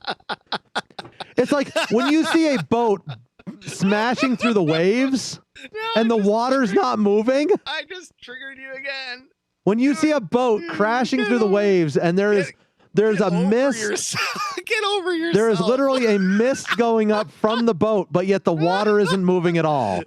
There's an issue. How you're completely not concerned with how this moves the story along and the quality of the story. No, I enjoyed the story. CG ruined it. I enjoyed the story. I enjoyed the story a lot, but I did not enjoy the. So you did you watched Joker over this past week? Yeah. So we ended up. What did you think of Joker? We ended up wanting to see a movie that was only through HBO, and so we got a free 1-week trial. Oh, okay. I was like, that's oddly specific. Yes. Yeah. So I'm on this weird. So Bautista. Right, he's the wrestler who plays the guy in Guardians of the Galaxy. I think we talked about him last week. I don't know if it was on the air or not. He's awesome. Awesome. Like him and Jason Statham, I will go out of my way to watch any movie by the two of them. He's hilarious. And so, anyways, we were watching one of his movies on there. They need to add him to the next Expendables movie. That's what they need to do. Yes, I like Expendables 4. Because we need another. They're never going to stop. They're going to bring back like Arnold Schwarzenegger, Sylvester Stallone, and whoever else. They're literally going to just stand there. Oh, I know. They're going to make their mouths move at this point in time. You'll see little strings attached to their mouths. What they're going to have is they're going to have just this, like those cutout bodies of them as like 30-year-olds and just put the cutout in front of them as they just move their mouths. That's just cardboard cutout moving on. Exactly. And so we started watching, as many movies as possible as we could on there. Right, because they're cheap. Like, exactly. This is like, absolutely. If we're gonna have this, we are gonna take as much advantage of this as I think possible. because the baby shut up, though, we missed the 1-week thing, so I think we're in for 1 month now. Uh-oh. That kind of. Anyways, so we watched the Joker. I kept hearing reviews about how dark and horrible it was. Yes. I didn't get that. Well, that's because you don't know No, how to no, no, no, analyze no. movies. I give you Midway as proof. Which was horrible with CGI. Story was great. CGI was terrible. No, yeah, it was dark. It was sad. Yes. But it wasn't like this. It wasn't a horror movie. It wasn't what I expected based on people's descriptions. That's what I was saying. That's what I was saying with my review, however many months ago it was. It's very compelling and it's very psychologically. Yeah. Oh yeah. Thrashing maybe in a lot of ways, and then at certain points it gets very, very dark and very violent very quickly for short periods of time. Right. But as far as if you want to explain it as being dark, as in like the entire story was pretty dark, yes, it is dark. It is pretty depressing, but it's not. It's depressing, but it wasn't like there were a couple gory parts. Yeah. But it wasn't like pervasive. Right. Like I expected. Everyone was like, "Oh, it's so dark and it's murderous and it's." I would say it's more violent and psychologically. I walked away from the end of it sad for the whole situation. Yeah. Like it was just very, very sad. But it's so good. It was good. But it's so good, and it potentially explains so much. Yeah, right. I like how that could just roll over into, oh, okay. Definitely hashed out the characters. Yes. And now the question is, do you think that they're going to have the sparkly vampire go up against Joaquin Phoenix, or is this only Joaquin Phoenix's only time that he's going to do the Joker, and he's not actually going to be in the Batman movies? I don't know. I don't. Or as I said, I don't recognize. Is this the Joker? Is this going to be what the Joker, what the Batman Joker is going to be based off of? Is this character? I only recognize 3 Batman movies, so it doesn't matter. That I've heard too. And those are the Batmans with Christian Bale, and so other than that, I don't care. That's because you're just making it worse. You're proving that you don't know what you're talking about. I never really liked Batman until the Christian Bale ones. Adam West, it's epic. I never really liked them until Christian Bale. Because you don't know what you're talking about. That's why. It's like saying that the first Star Treks are terrible. Everybody knows they're terrible, but that's what makes them great. That's why they're epic. Okay. That's why Shatner is epic. Kirk or Picard? Ooh, well, which Kirk? Ooh. I just commented last night. We were watching a movie with Chris Pine. How I really needed more movies with him in them. Right? I love him, dude. Those were great. I loved how they rebooted. Yes. Those I need so much more. Great. I need a Netflix miniseries. Oh yes, definitely. Yeah, definitely. Be fantastic. Definitely. Heck, just follow the old storyline of the originals. Oh yeah. All you have to do is modify things slightly. TOS, I loved what they did with the Klingons. The Klingons, I liked how they went. Yeah. Because they kind of went back to the old school stuff, right? But then they brought in like Worf and kind of made it like, oh yeah, I liked it. I liked it a lot. I did. It was good stuff. I still have to say probably. Ooh, I don't know. I grew up on Picard. Yeah, see, I grew up on him too, but I grew up on Picard. I like Kirk better. I love the original series though. Yeah. Because it's just so cheesy. So cheesy and horrible. It is so cheesy and wonderful. And I don't know, man. Like that is such a hard decision. For serious Star Trek, I have to say Picard. But they had a lot of weird stuff in Next Gen. They did. So now, there were a lot of strange I realize that there. people aren't going to like me for this. I didn't get into I'm sorry, I didn't get into DB9. I did not like DB9. I very much enjoyed the Voyager series. I liked Voyager too. Like I was a big fan of it. Have you gone back and watched those? Not recently. They're not great. No, I'm sure they're not. I'm sorry. I'm sure they're not, but I went back and watched those, and they're okay. They're okay. I enjoyed it. They're I like okay. the story of that that they were traveling across the universe Yeah. or across the galaxy, and I thought that was Now, pretty solid. What did you think of Enterprise? I enjoyed it. Did you? I enjoyed it. I didn't like it at all. It wasn't as good, I didn't think. I didn't like it at all. I have not seen Discovery yet, and I haven't seen Picard yet. No, I would like to see Picard hopefully soon. So yeah. But you know, But yeah, I think I gotta say Patrick Stewart as Picard, his acting. I was watching this the other night. Actually, we've lost half the audience with this. I'm sorry. Oh no, keep going. I was watching those realistic trailers or whatever. Or what? Oh crud! What is it called? Basically, where they take a trailer and then they tell you like really what's how it should have done. Oh yeah, how it should have ended. How it should have ended. Not how it should have ended. It's honest trailers. That's what. Oh, it is. okay. Honest trailers, and they did an honest trailer for Next Gen, and it was like the man, and it was talking about Patrick Stewart. It was like the man who gives his all for every single acting episode, no matter how ridiculous it is. And it was like, oh, it's so perfect. That's it's awesome. Like, exactly. It didn't matter the plot. Mm-hmm. It didn't matter. He gave everything. He was like the classical artist who gave his all at every performance. That's funny. It's so. All right. Star Trek or Star Wars?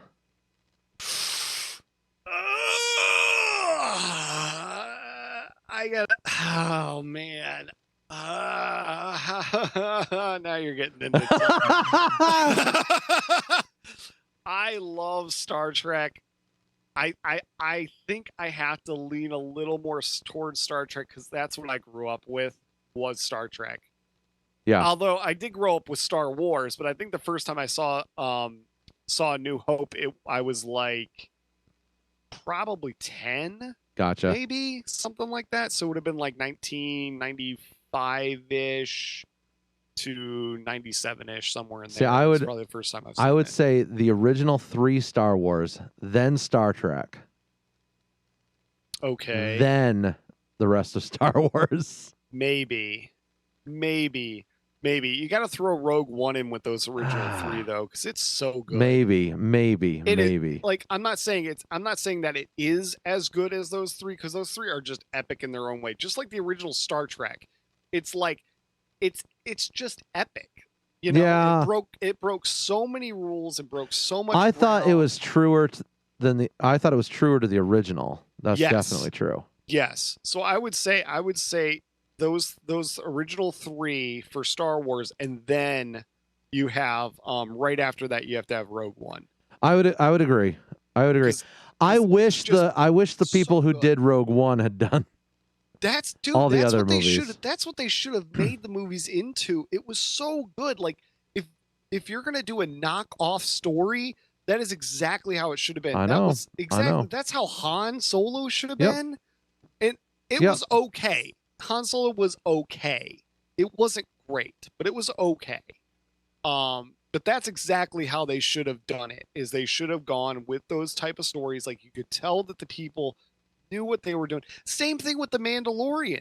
The Mandalorian. I haven't seen those yet. Brilliant. I haven't seen those yet. Brilliant. You should watch it. It's should brilliant. Are you sure? You should. You really should. Seriously. I'll give you I'll take your word for it. I'll give you my Disney Plus account number and everything. Oh, I have it. I have Disney Plus. Yeah. Don't tell. No, you should. You really should. You really should. Yeah, everyone keeps telling me. You will be massively that's part of impressed with it. It's part of my issue. I hear people tell me I need to watch something, and I'm like, yeah. You really should. It reminds me of Rogue One. Okay. Where it's like the stories are simple, they're good. Is it a good story though? Like, is it? Yes. Okay. Yes, and you get to see Baby Yoda. It just makes every single episode happy. It's just like dude, you're gonna get suckered into it, man. And with that, we're going to break. Yes. You get to see Baby Yoda. Hashtag Baby Yoda to the best. Oh my goodness. You broke the internet. Your face went You're like. probably racist because you won't watch The Mandalorian. That probably makes you racist. I'm white. That naturally makes me racist. Okay. There's nothing I can do about it, man. You need to diversify.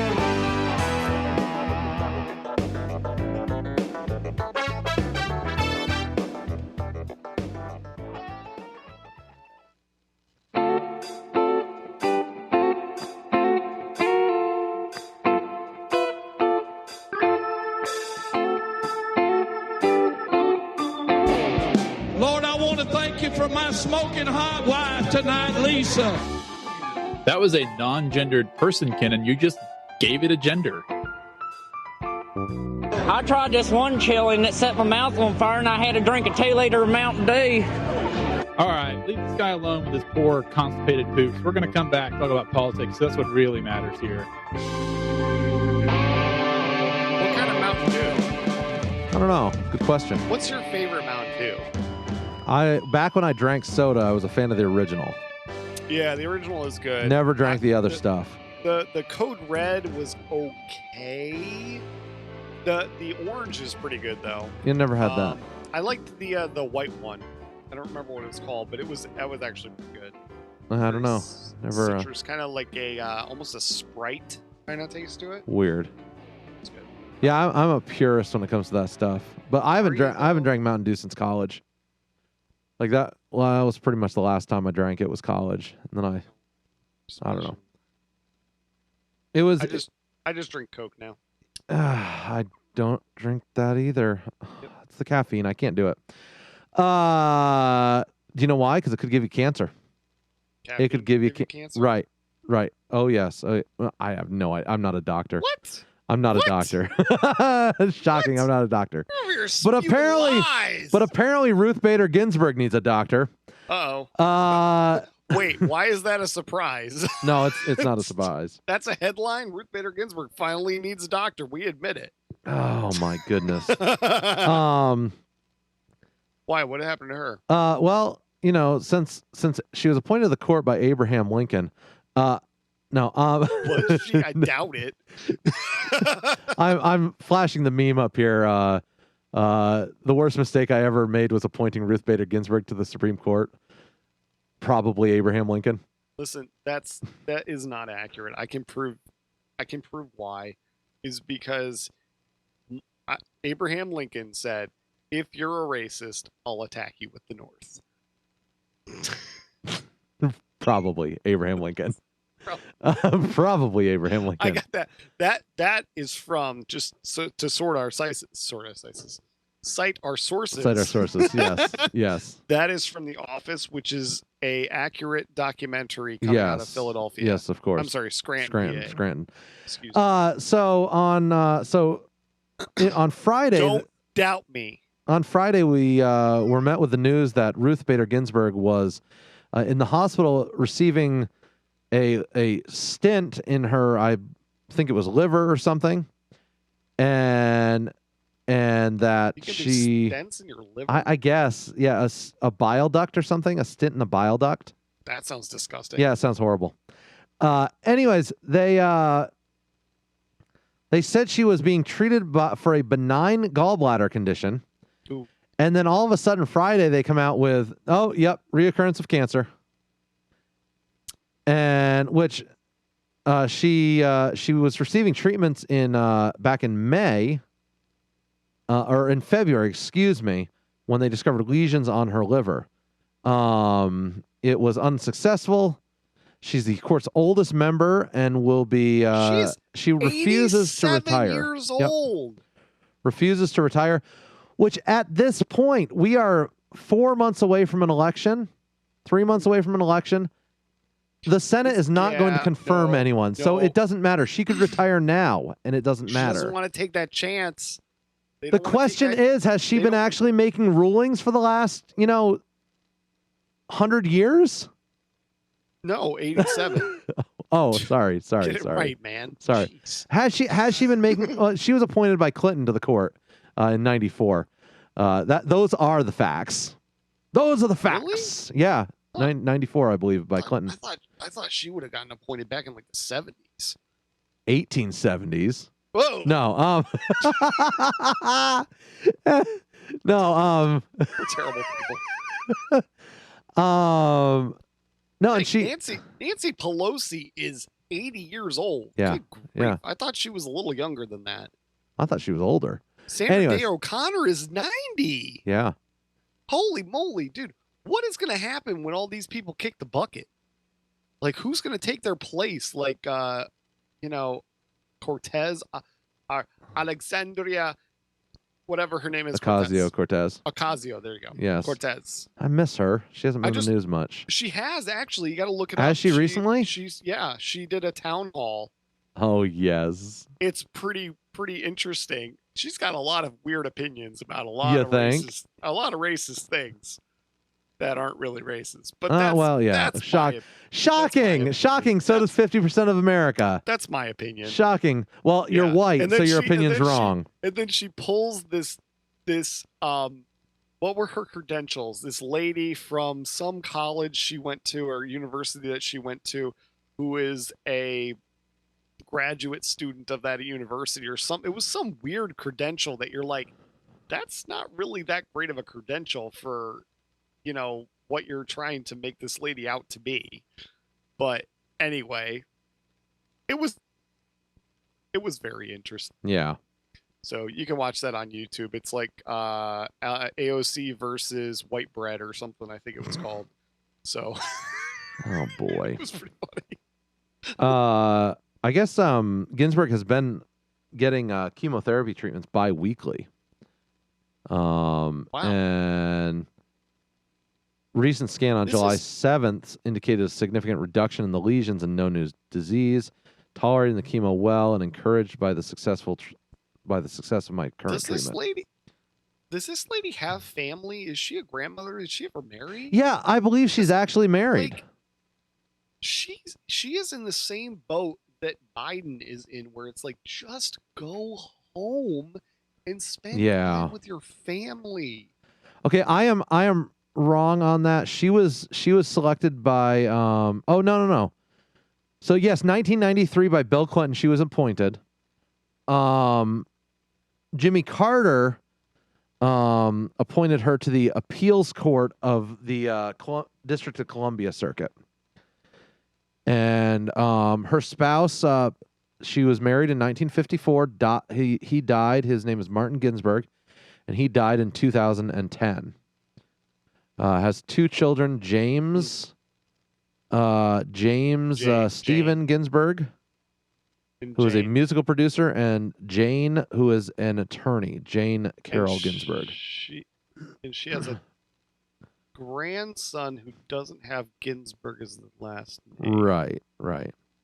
And so her education is interesting. Cornell, Harvard, and Columbia University. So quite the amazing resume there. And she is the head of the liberal wing of the Supreme Court. No. So there we have it. That out? That's like a fact. No, I'm throwing that out there and saying, because in case people have lived under a rock and don't know who Ruthie is. Why would they be listening to our show? I don't know, because we're full of facts, Ozzy. You literally which is apparently that only can get which is our apparently show. Peak whiteness. Peak whiteness is looking at the facts. There is some dude that has been trapped in like a silo or bunker for like the past 10 years, and the only thing they can pick up is our show. So here you go. Ruth Bader Ginsburg is still around. Yeah, she is. She looks awful. Oh my goodness. I'm sorry, she does. She does. This lady is she needs to just I feel bad for her because it's the same situation as with Biden. I wish that they would go spend time with family. Right. I mean, right. I understand that the Supreme Court is a lifelong calling, but if you can't hold if you can't Right. sit on the bench, Right. like, yeah, Just they've caught her sleeping on the bench. you need to stop. Like, these people need to stop. And I'm I saying feel whether bad or for not, her. Like, I feel bad for her as a person, not just her politics. Her politics are terrible, but yeah. I feel terrible for her. There's like, so much more that this lady needs to be doing with her life at this point than running around and running around than sitting on the Supreme Court. Yeah. I mean, I'm sorry, but like I mean, I don't know. Maybe she's ridiculously, still in a sharp frame of mind. Yeah, Maybe she is. Maybe that's why. Maybe. I hope. The only thing I'm hoping that it's her decision, not because she wants to be. And this sounds terrible because I don't really like this lady at all. But not that she's being forced to do this just because of politics, because she hates the Republicans so much that she is unwilling to yield her spot. Yeah. That's what I'm hoping it's not. I'm hoping it's because she still likes doing it. She's still sharp as she can be, or is as sharp as she was, and that it's not just like they're holding this poor lady in their position just to not give it up. Kind of like they're doing with Biden. Yeah, kind of. It's Weekend at Bernie's with Biden. I mean, they're just propping him up there to get him into the White House so that they can do whatever they want to do. I mean, questions must be asked like that. Questions must be asked. We pivot down to Florida. This story is very prominent, but it echoes stories that keep being raised across the country. And that is that a fatal motorcycle accident was listed as a COVID-19 death. Right? This is very curious. I watched the thing on this that they were talking about, that video that was sent. Yeah. Yeah. So this makes you wonder, because the person that they were talking to, who was the guy? He was the Orange County health official, Dr. Raul Pino, was asked whether two coronavirus victims in their 20s had any underlying conditions. Right. And then, one of his answers surprised us. The first one didn't have any conditions. He died in a motorcycle accident. Right. And then he turns to the guy in back of him after he says, "Oh, well, we were just arguing about that." And then he turns to the guy in back of him, and then he changes his stance on, "Oh, well, we're still looking into it." And I'm like, so you think this is shady too, and you were questioning it, and you didn't want to tell the news that you were questioning it and had no idea why. So he was asked if the man's data was removed, and he goes, "I don't think so. I have to double check." He said, "We were discussing or trying to argue with the state, not because of the numbers. It's 100. It doesn't make any difference if it's 99. But numbers do matter. Facts matter." The fact matters. Okay, he's right. It doesn't matter if it's just one person. It doesn't matter. It wouldn't matter whether it's 99 or 100. It wouldn't really matter. Let's be realistic. It wouldn't really matter. But is it? He says, but the fact is that the individual, and I'm quoting here, but the individual didn't die from COVID-19. He died in a crash. But you could argue that it could have been COVID-19 that caused him to crash. I don't know the conclusion of that one. Wait, what? Wait, what? What is he talking about? What? So because you had COVID-19 and couldn't breathe and crashed your car, they're going to count that as a COVID-19 death. And they didn't even say the man had it. Like, did he even have it? Or did they just speculate that he did? I don't know. I mean, according to some, really questionable is, okay, so they said he didn't die from that, and that it doesn't really matter, and one person doesn't really matter, which, okay, let's go again. One person, really, if it was one person, doesn't really matter that much.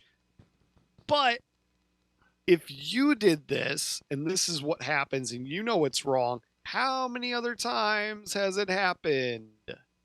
So this definitely brings into definitely brings into question the CDC wanting to count the probable coronavirus cases and the deaths. Right.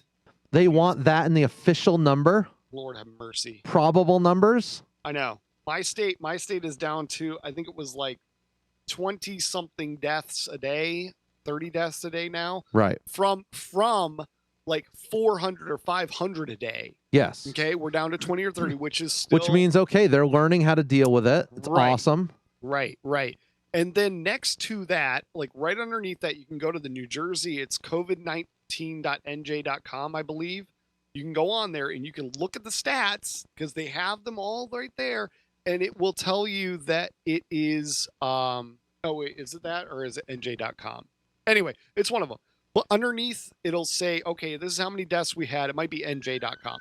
This is how many deaths we had. And then right underneath it, it'll say probable deaths were 1,800. And you're like, wait.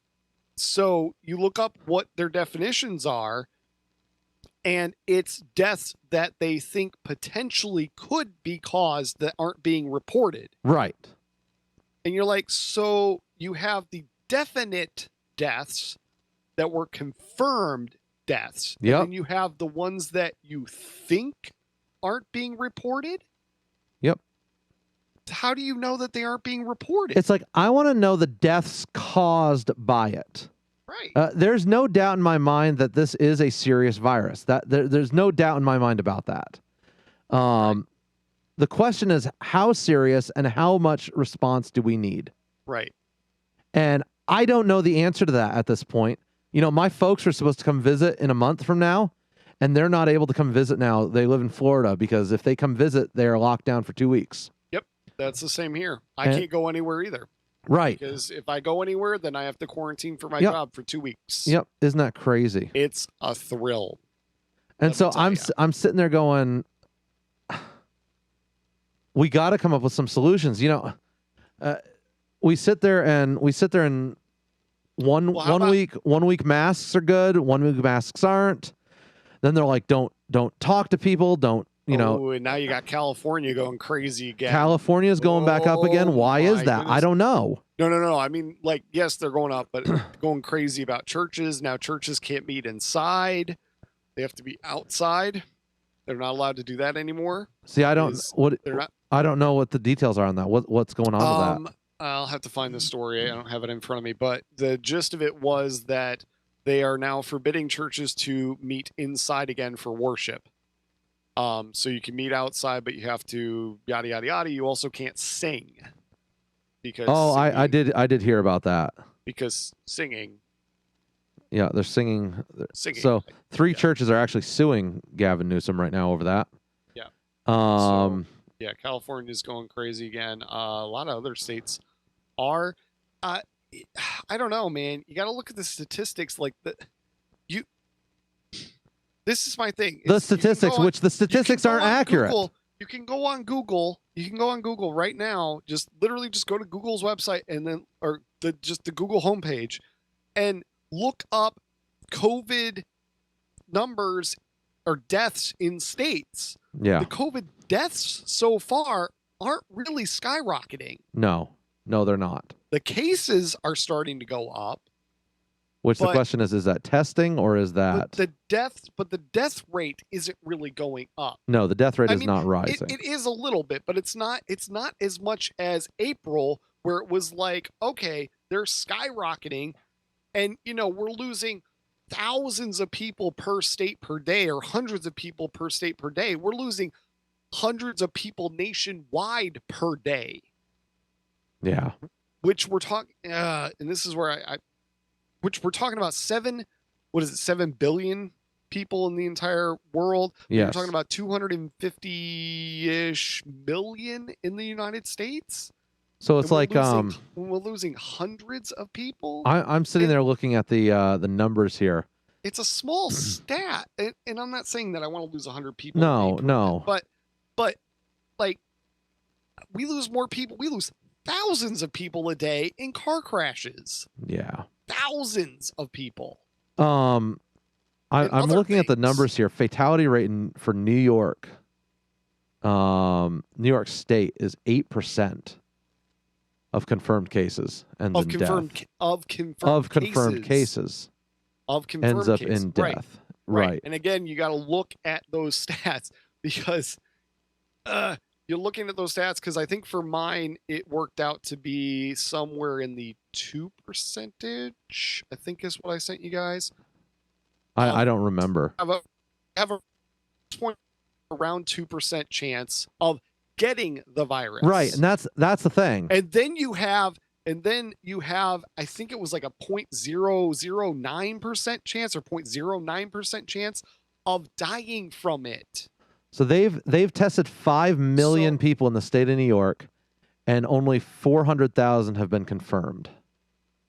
Right. So that is 10%. And you know what else is coming out is 3M is on the brink of starting to mass produce super fast tests that you can get a confirmation within, I think it was like 10 minutes.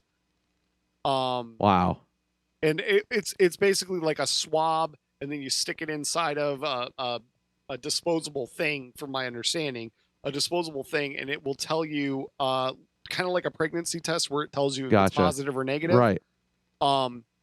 So, I mean, if that comes out, the entire country should just open. Yeah, absolutely. Because, you could test kids. You could test kids every day before school. You could test kids, or weekly before school. You could test every single kid with the first 30 minutes that they're at school. Yeah.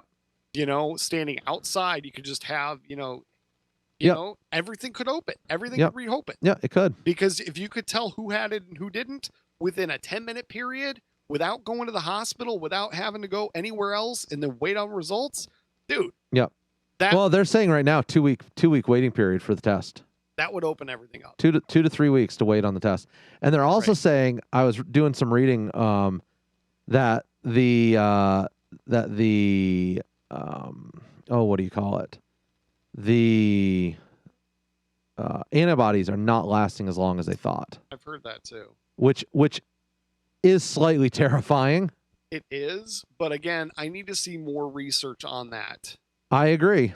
I absolutely agree. Because at this point, I almost distrust every single thing that they say, because again, you're talking about a minute amount of research. Mm-hmm. I'm not dismissing the research, because if it does, then that's fine. Yeah. But again, we need to have confirmation of these things before we spread widespread panic going, oh my gosh, the antibodies aren't going to be doing this. And it's like, okay, that's fine.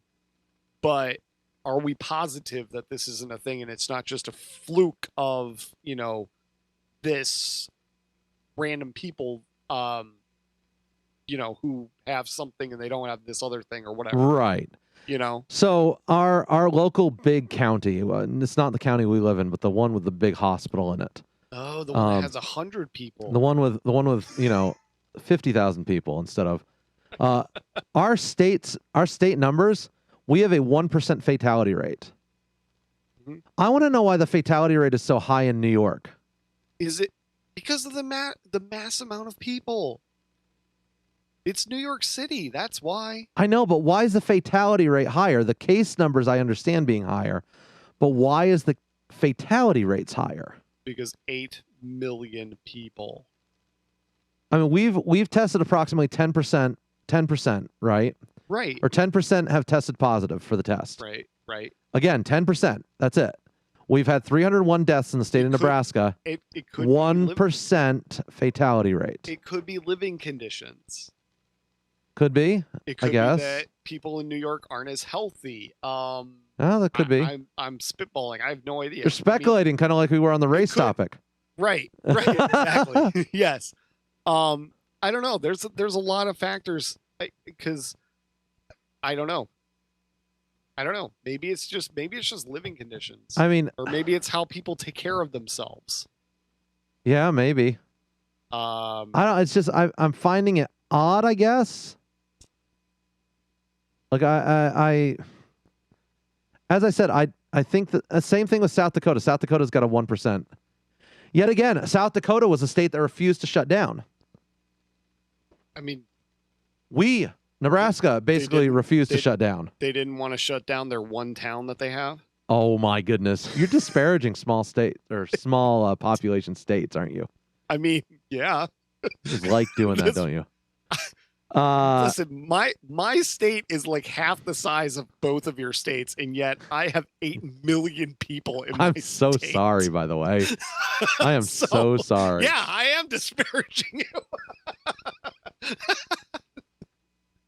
You're like, my biggest city has 50,000 people. It's like, really? I think mine has a couple million. It's like, Right.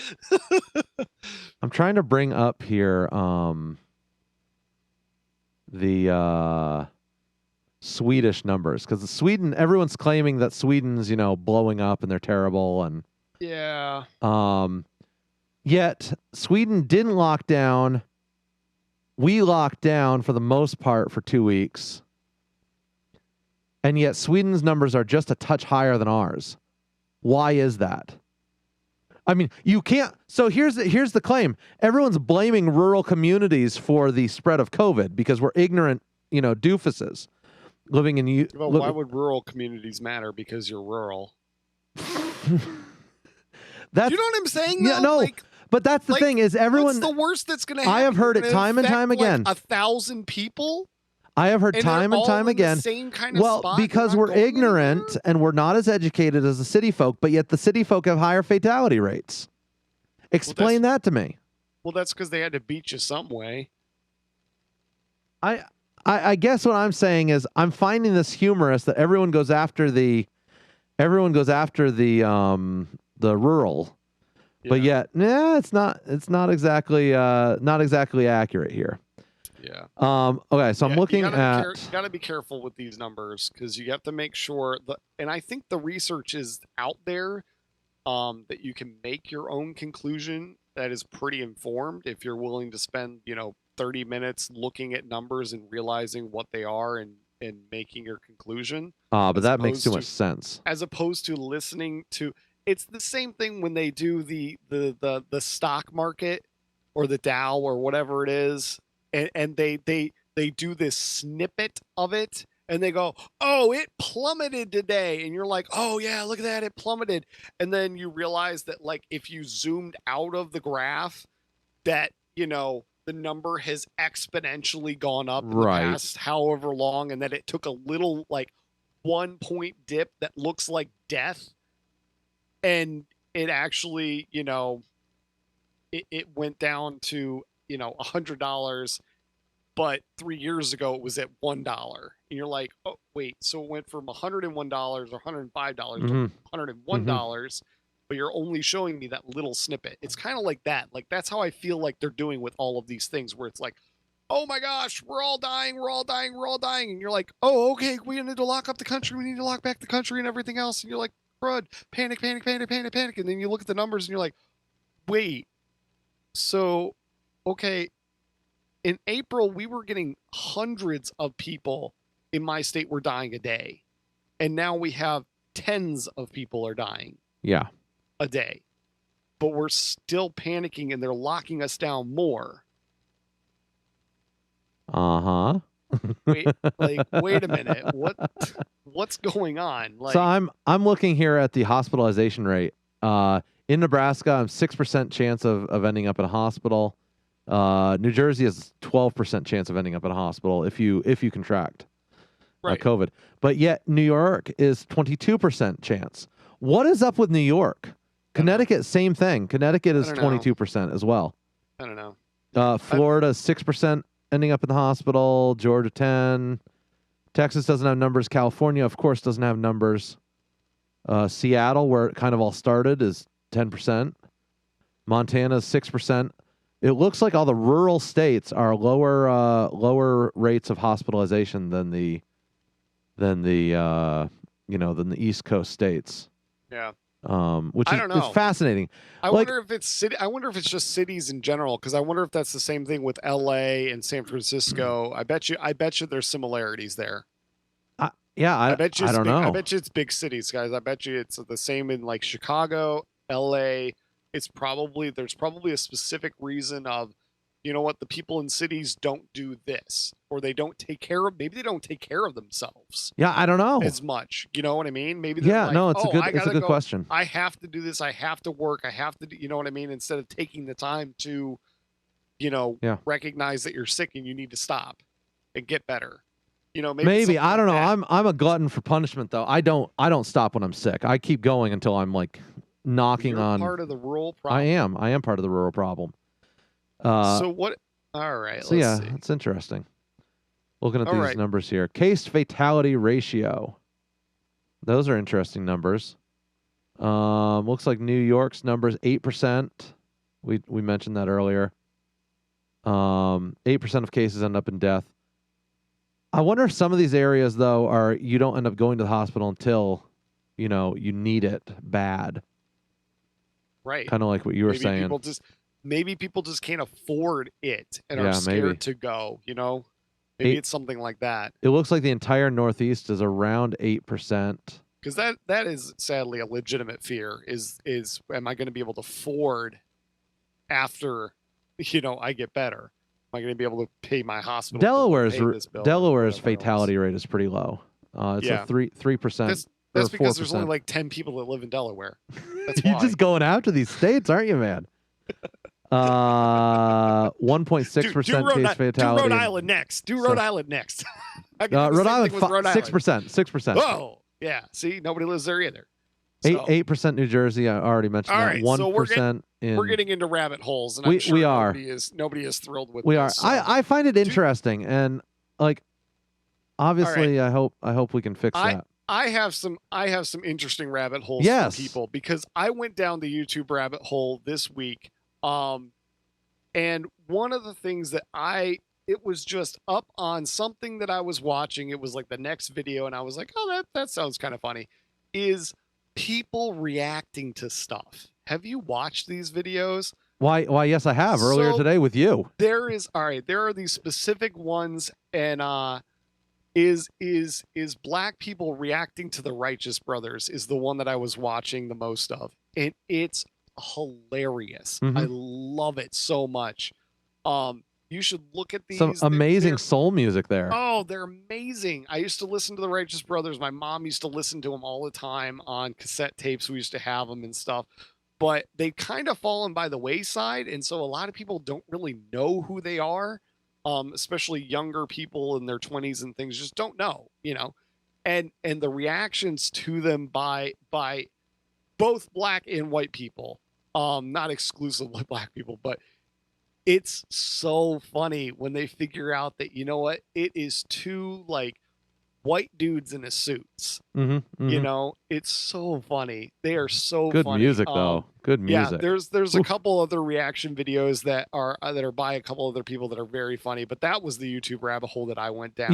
One of my favorites. So good. It's so good. Irish people try. Oh, those are great too. Those are fantastic. Those are great too. Just fantastic. Those. Yes. Love it when they're trying the Krispy Kreme donuts. Yep. That's good. Yep.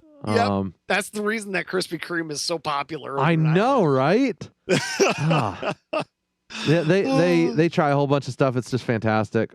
Yeah, like snack foods or whatever, and ice creams, and it's so funny watching like other people's from other cultures. Oh, I know. Other backgrounds who do not know anything about anything, because like in the United States, if we want to talk about just as far as diversity, dude, between the white and black communities, there are so much that is different, that is amazing. And it's so funny to watch both sides get into, like dip their toes into, oh, this is something that I never knew and never realized, and it's amazing. Right. And it's so funny to watch those videos because some of it is just, it's awesome. Mm-hmm. It's awesome because it's like, there's a lot of stuff. And again, this is why America is so great, is because we have this diversity that has been established and given that no other countries really have. Mm-hmm. You know, and it's that's the melting pot idea. Yeah. Is that we're all different, but we're all bringing it together to be a singular country, so that, you know, because of these diversities. Yeah.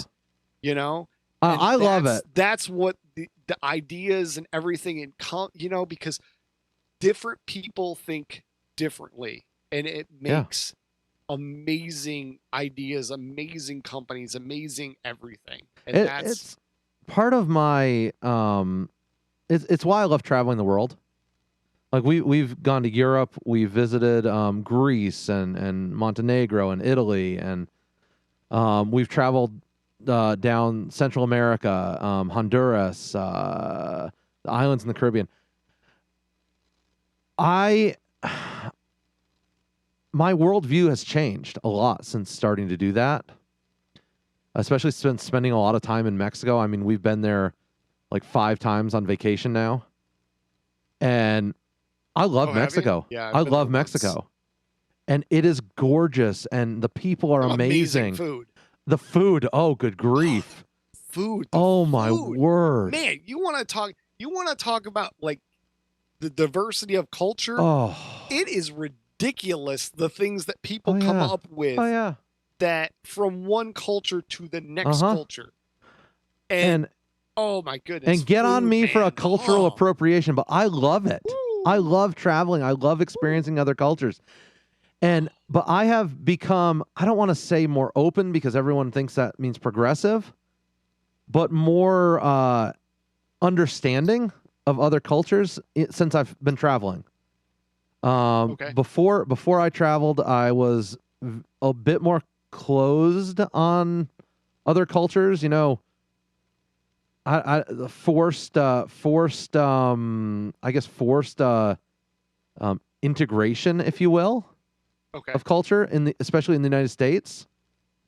And since I have been traveling, it's been more of, well, that's probably not the right view.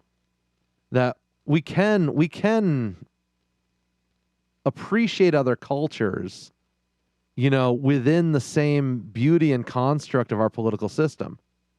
And we don't need to be completely, we don't all have to be exactly the same, because otherwise it's just so boring. And so I don't know, like it's weird. It gives you a different perspective on life. And it's amazing that, again, that our God is the one that made everyone different. And yet, you know, the human race is so different, but it's awesome. Yeah. Oh, speaking of crazy creations, have you gotten a chance to see the comet, the Neowise Comet? No. What are you talking about? So there is a comet that is like flying around. Is this a doomsday comet again? No, I hope not, because look, as I told Alyssa last night, the last comet I saw was it Hale Bopp, and then all of a sudden the next day people ended up dead. So about that. Like, I think it was Hale Bopp, or maybe it was Haley's Comet or something. Anyways, one of those, like, my mom gets me up at 1 o'clock in the morning to see this comet, and we see the comet, and I was probably 10 years old, and then the next morning on the news, 50 people drank Kool-Aid last night, and it's like, whoa, what? You crazy people. Where is this at here? I need to be able and so this is the Neowise Comet. I gotta see if I can even see this. You should be able to. I mean, I'm able to see it. The problem is it's very dim. Yeah, it's up by the Big Dipper. And so, like below the Big Dipper. It's below the Big Dipper. I would describe it as about a if you hold your arm out in front of you. I don't think I'm going to be able to see this. It's about a fist's width above the horizon. Yeah. I don't think I'm going to be able to see this. I got a lot of light pollution. A lot of light pollution, yeah. So it's incredibly dim. I was barely able to see it. It was one of those things where if you're looking straight at it, you can't see it. Because, I mean, you people don't really have light pollution. No, we have none. With those candles that you use. I walked out last night, and all I could, like, big, huge, Milky Way, could see that great. You can just randomly see the dude. I can't see any. Oh yeah, man. Like it's like I get major there stars. is Like there oh, is look, a it's the Big Dipper. like oh, look, Milky it's Way, this, man. You that's walk it. out and you can see the streak of white across the sky.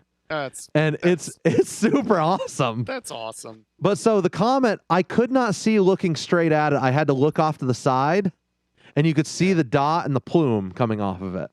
And the plume's kind of going up past, as if you drew a straight line, it would be headed up towards or parallel with the front of the Big Dipper. Are you ready for your rant? Here we go. Yeah. Last random fact. Okay, let's go. So that meteors and comets are different things, correct? Yes, that is correct. But that anything that enters the Earth's atmosphere and falls to the Earth becomes a meteorite.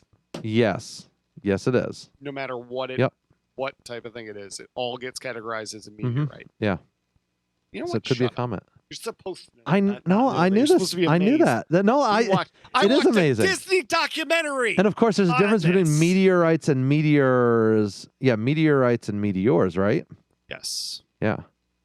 And difference between asteroids and hemorrhoids. You gotta blow. But I'm not a doctor. You gotta blow both of those up with nuclear bombs. That's right. Nuke them both. www.thefrontporchshow.com. But we're no doctors. You can listen to us on iTunes, iHeartRadio, Google Podcasts, because Google Play is no longer with us or won't be very soon. Oh. I don't know. Spotify, anywhere where you like to get your online content, we are there, including YouTube, where you can see our beautiful faces. Sometimes you don't want to, but you get to see the weird things that we flash up on the screen. Wait, that sounded wrong. No. What are we doing? What are we talking? No. We'll catch you guys next time. Bye-bye.